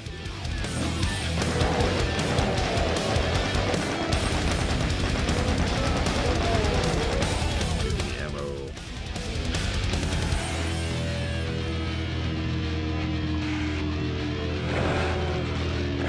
To my knowledge, the final Baldur's Gate 3 patch hasn't come out yet. And I've actually mentioned this before. I always charge more for re-reviews like Cyberpunk and Baldur's Gate 3. Because, hear me out, we've already reviewed it.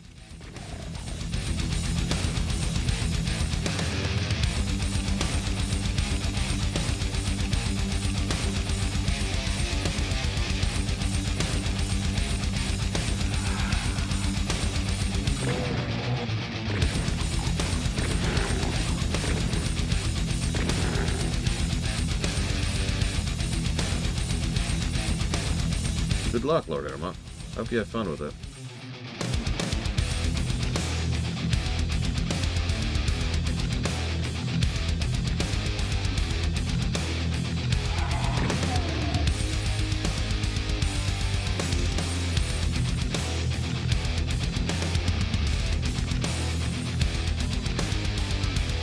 The doors are color-coded. You can see the blue door right there, for example. Keys and other item pickups obviously don't exist on the map.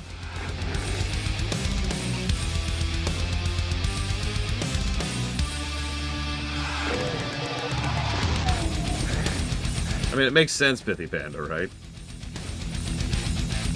Paradox tends to operate that way too. And WoW, actually.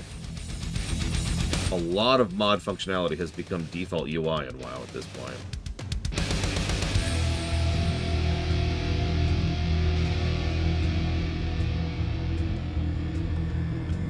Hey, Spartan. I can see you. Can you hear me?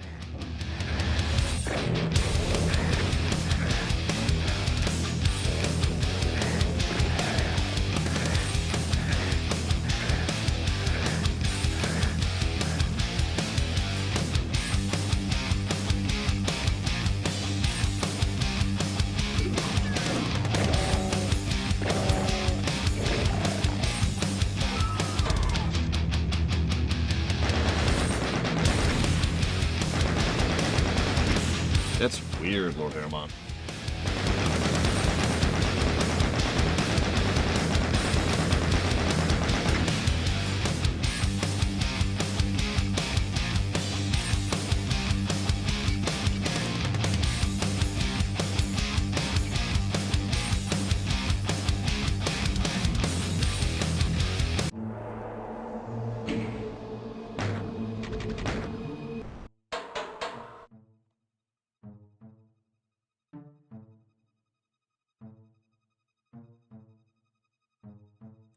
So far, and this is kind of preliminary, So far, the level design is more complex, but less fun in Hell, in Episode 2. More creative usage of switches and staircases and the not quite height thing they've got going on. There's been some clever things they've been doing. And a lot more leaning on getting the doors, not just in the right order, but like in the previous map, or the previous map, excuse me. We got the blue key immediately next to a blue door, which is immediately next to another blue door, which is immediately next to the red key. The red door's way over there. Stuff like that, right? The level, it's clear they're trying to play with the level design more. Whether they're succeeding or not, it's a little bit tricky, and that's why I haven't given any additional positives yet, because I'm still chewing on it. I have noticed they're also doing things like, and Plutoni already pointed this out, trying to push you towards certain playstyles and certain levels, like the stage, which had almost nothing but demons on it, and of course demons don't drop ammo. So we relied on manual drops for almost that entire stage. That was actually the stage we died on, too.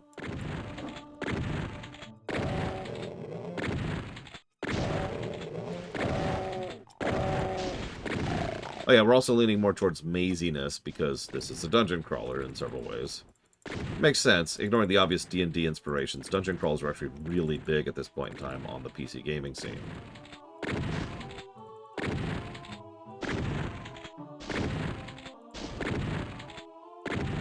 What, you don't like me sniping with a shotgun? Oh. Whoops. Well, whatever.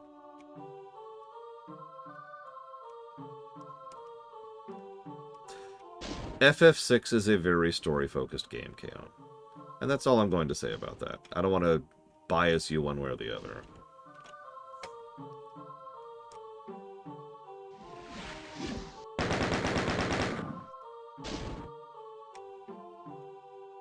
FF4 was the first story-focused FF. So, if that's what you're wondering.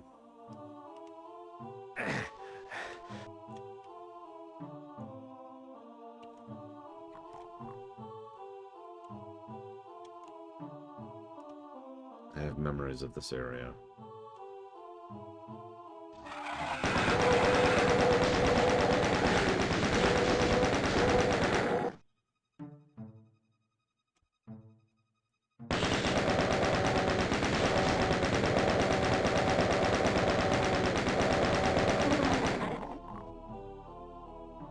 Yeah, I don't have good memories of this area. I might be misremembering. It has been literally over 2 decades since I've played this game.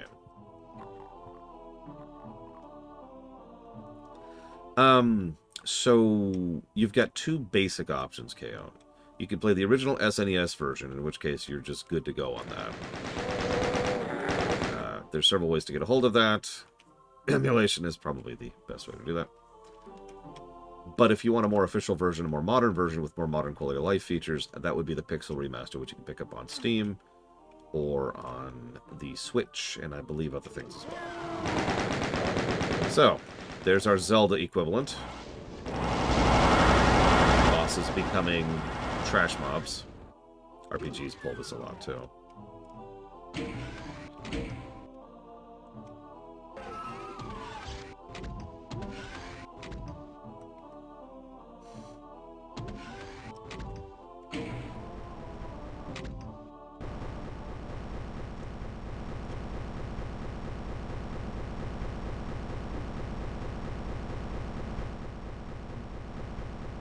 Are the Pixel Remasters even good?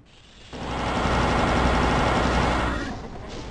I haven't reviewed them yet, and you know about my opinion on giving my opinion on something I haven't reviewed yet. But yes, the Pixel Remasters are good.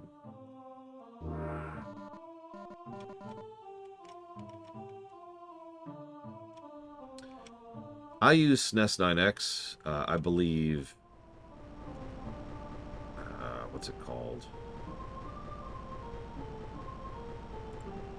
I use SNES 9X for a lot of reasons, and a lot of this come down to I have it extremely customized to my personal preferences. It's also good for streaming. Is it BizHawk? Yeah, BizHawk is technically better and more modern of an emulator, if you feel like dealing with that.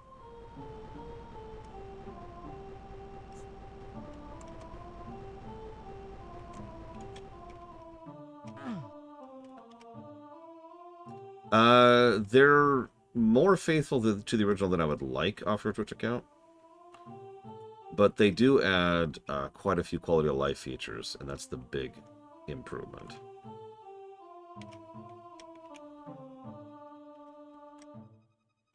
The ability to just straight up turn off encounters or change the rate of experience gain or stuff like that, changing the music on the fly, being able to navigate menus easier.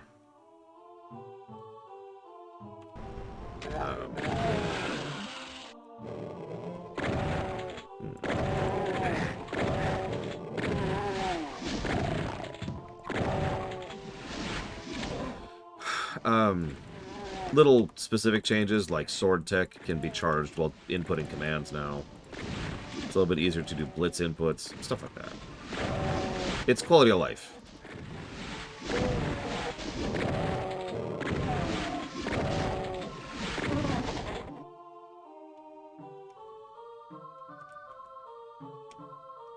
You know, I've never played those offshore Twitch accounts, so I actually can't speak to that. I'm sorry.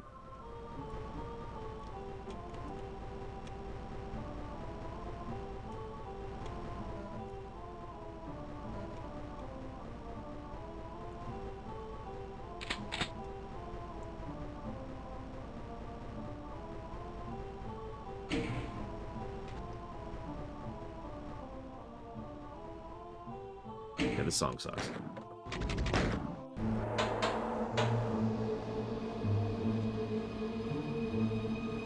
Well, the DS remakes are full-on remakes, I would say, for the Dragon Quests, which I, of course, am in favor of. But no, these are remasters, through and through. These are faithfuls.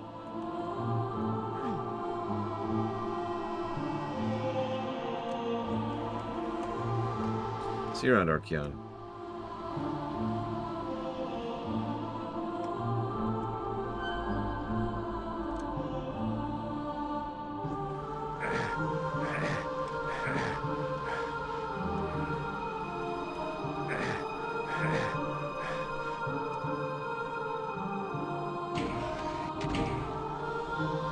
They really wanted to play with that verticality, didn't they?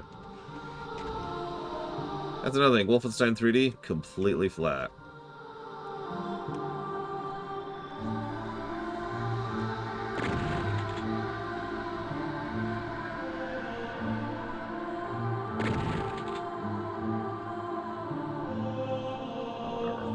It's just a thing anyways. This is the remixed music for the same level, like Kumano.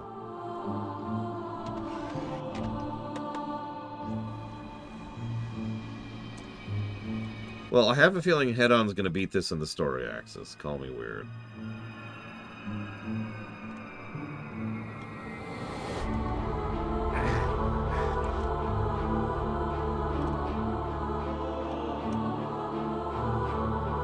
Yeah, I know. Try to be shocked.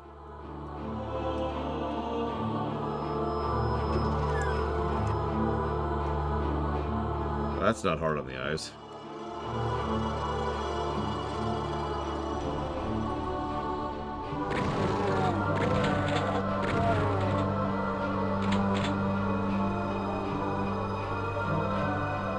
Sure, offshore Twitch. What do you got?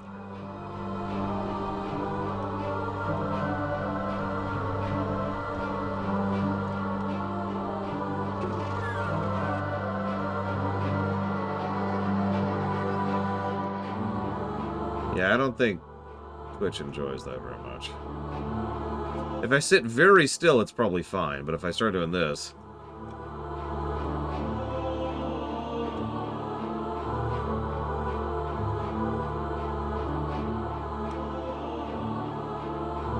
So, 4 through 6 I will probably do as a block, if for no other reason that they are actually relevant to each other, just like 1 through 3 were. But 7, 8, and 9 are all on their own, so those I'll probably run individually. I don't know, I haven't 100% decided on that yet. I would kind of like to run through the series in order, regardless of how they're funded. So I might just put them in the waiting category, if, like, say, 8 got funded before 4, right? We actually have a category for that. It's called Locked and Waiting. If you notice, it's on the website even. So, yeah, you know what? You've talked me into it, Offshore Church Account. We'll probably go ahead and try to do the Dragon Quests in order. Unlike the Final Fantasies, which we have no such hesitance on. What's my favorite Dragon Quest? Probably 11, if I'm being honest. The other big contenders would be 8 and 5, not in that order.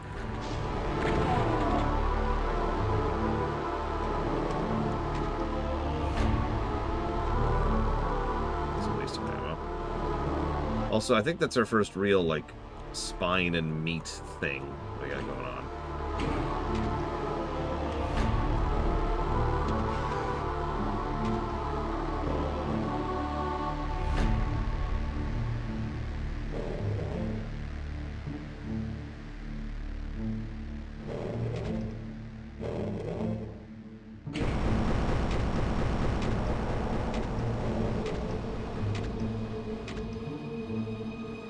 Undertale is definitely in the someday category, but yeah, I am too.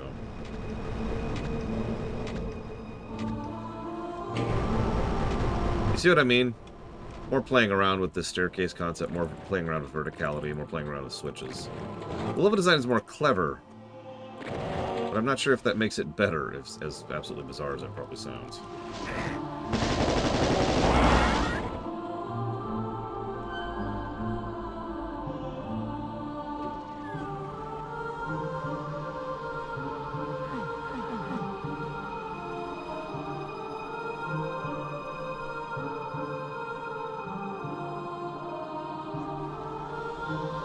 It was a blind playthrough, you whisper.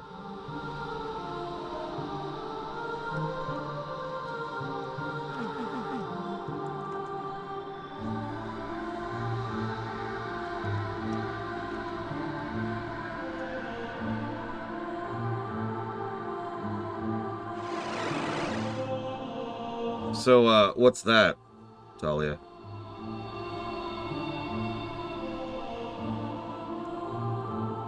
I'm thinking fungus, personally. I think this is here as the no really. There's been hints that we're in hell before now, but I think this is supposed to be the no really we're in hell room.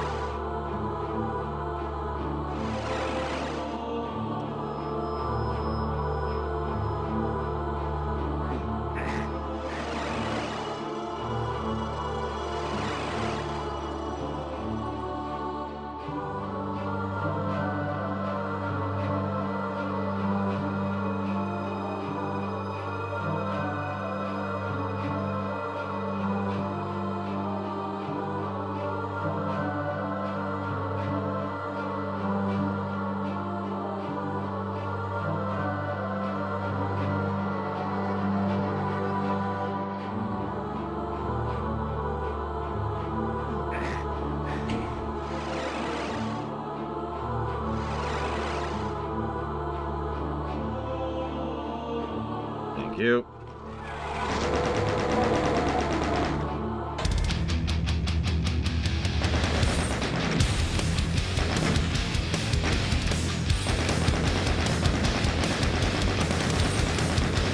Yeah, a lot more teleports. First VOD. This is the first VOD. Espritsy. Actually, about at a lunch break. Not quite there yet. I think we could squeeze in another level first. Why is it always $5.10 off Shortcuts account?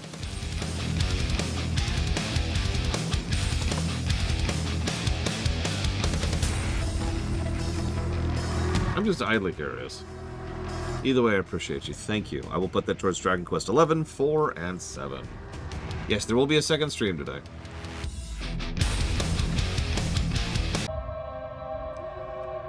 What the? Oh, that's fine.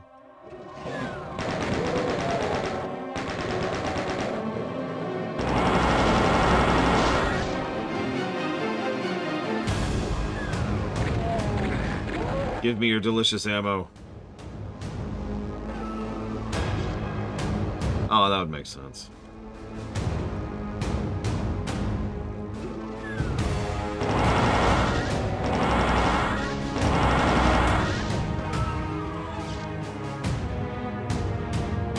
Yeah, notice we've still got a lot of base aesthetics going on. I'm pretty sure it's episode 3 is when we really just start having hell levels, and, you know, that's when the game started freaking me out.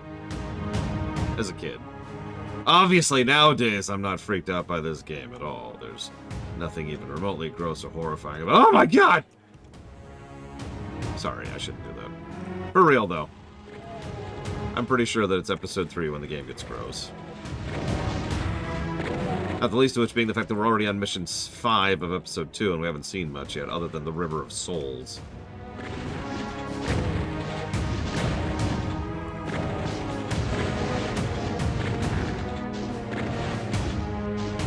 $11 Giga Pudding. One moment, Pithy Panda, please. We're good? We're good. Thank you, Pithy Panda. I assume you also want those to go to the Dragon Quests? Or, if you want to pick something else, please let me know.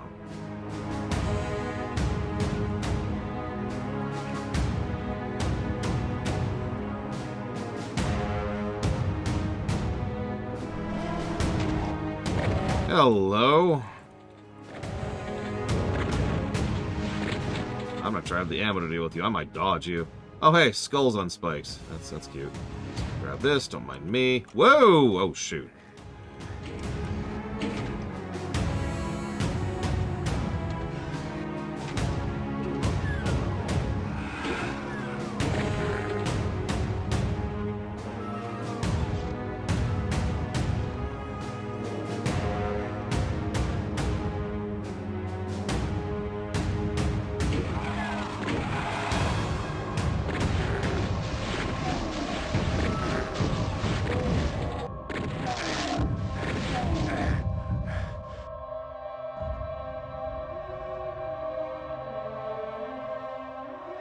Oh god, really? Dakota?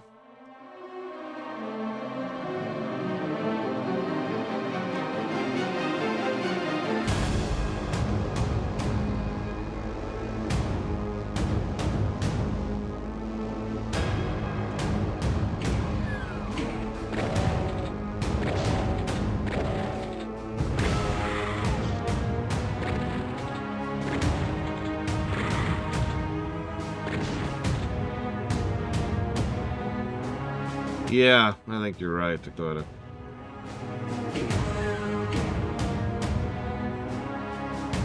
I remember having that habit at one point.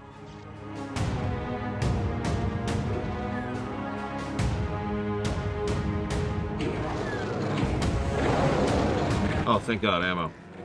Give me your ammo. Give me your delicious ammo.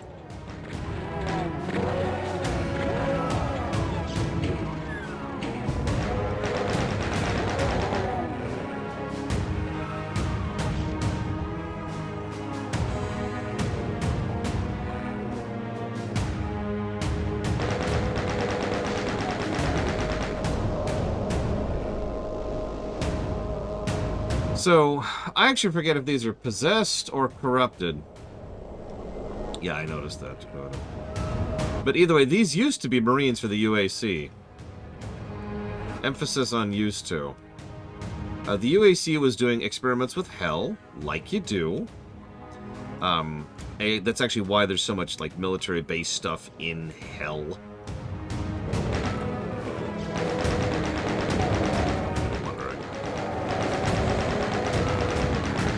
Man-made structures out here and stuff like that. Well, hello.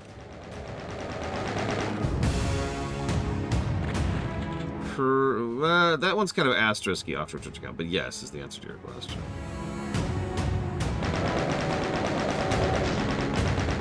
Anyways, so yeah, former Marines. And yeah, obviously this will eventually lead into the idea of ardent energy, I believe is what they call it.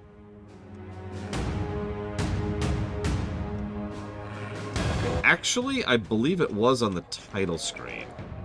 When you first fired up the game, there was this thing which was like, you've been locked away because you refuse to shoot a civilian. Hang on. You hear some noises and some attack sounds, and then the guns go silent. Sounds like all your buddies are dead. I remember that line specifically for some reason.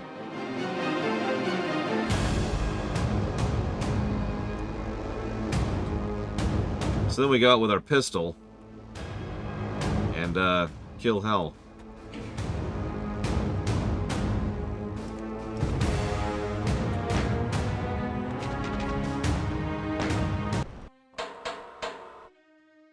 God, it's so much more quiet. It's just crazy.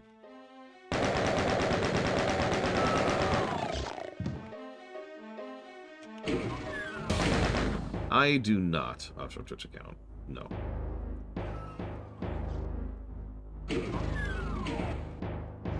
Yep, no, we're definitely in a very normal human base. Nothing is unusual here.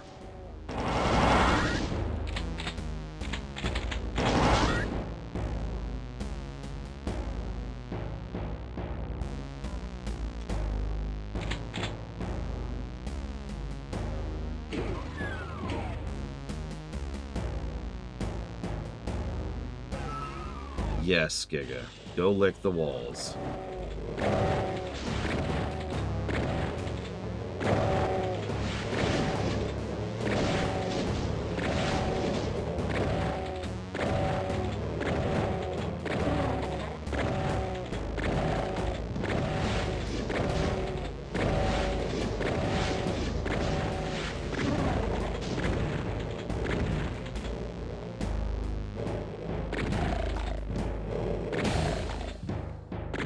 Well, to be fair, what I usually do, not that you heard me say this on Twitch accounts, I usually round up when people donate. Because I know conversion rates are a thing, and I don't want to be a dick to you.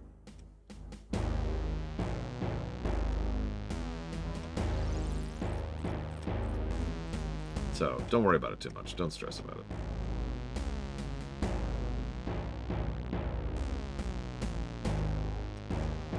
Oh, there it is. Okay. And with that, I'm going to go ahead and hit my lunch break. See you in a minute.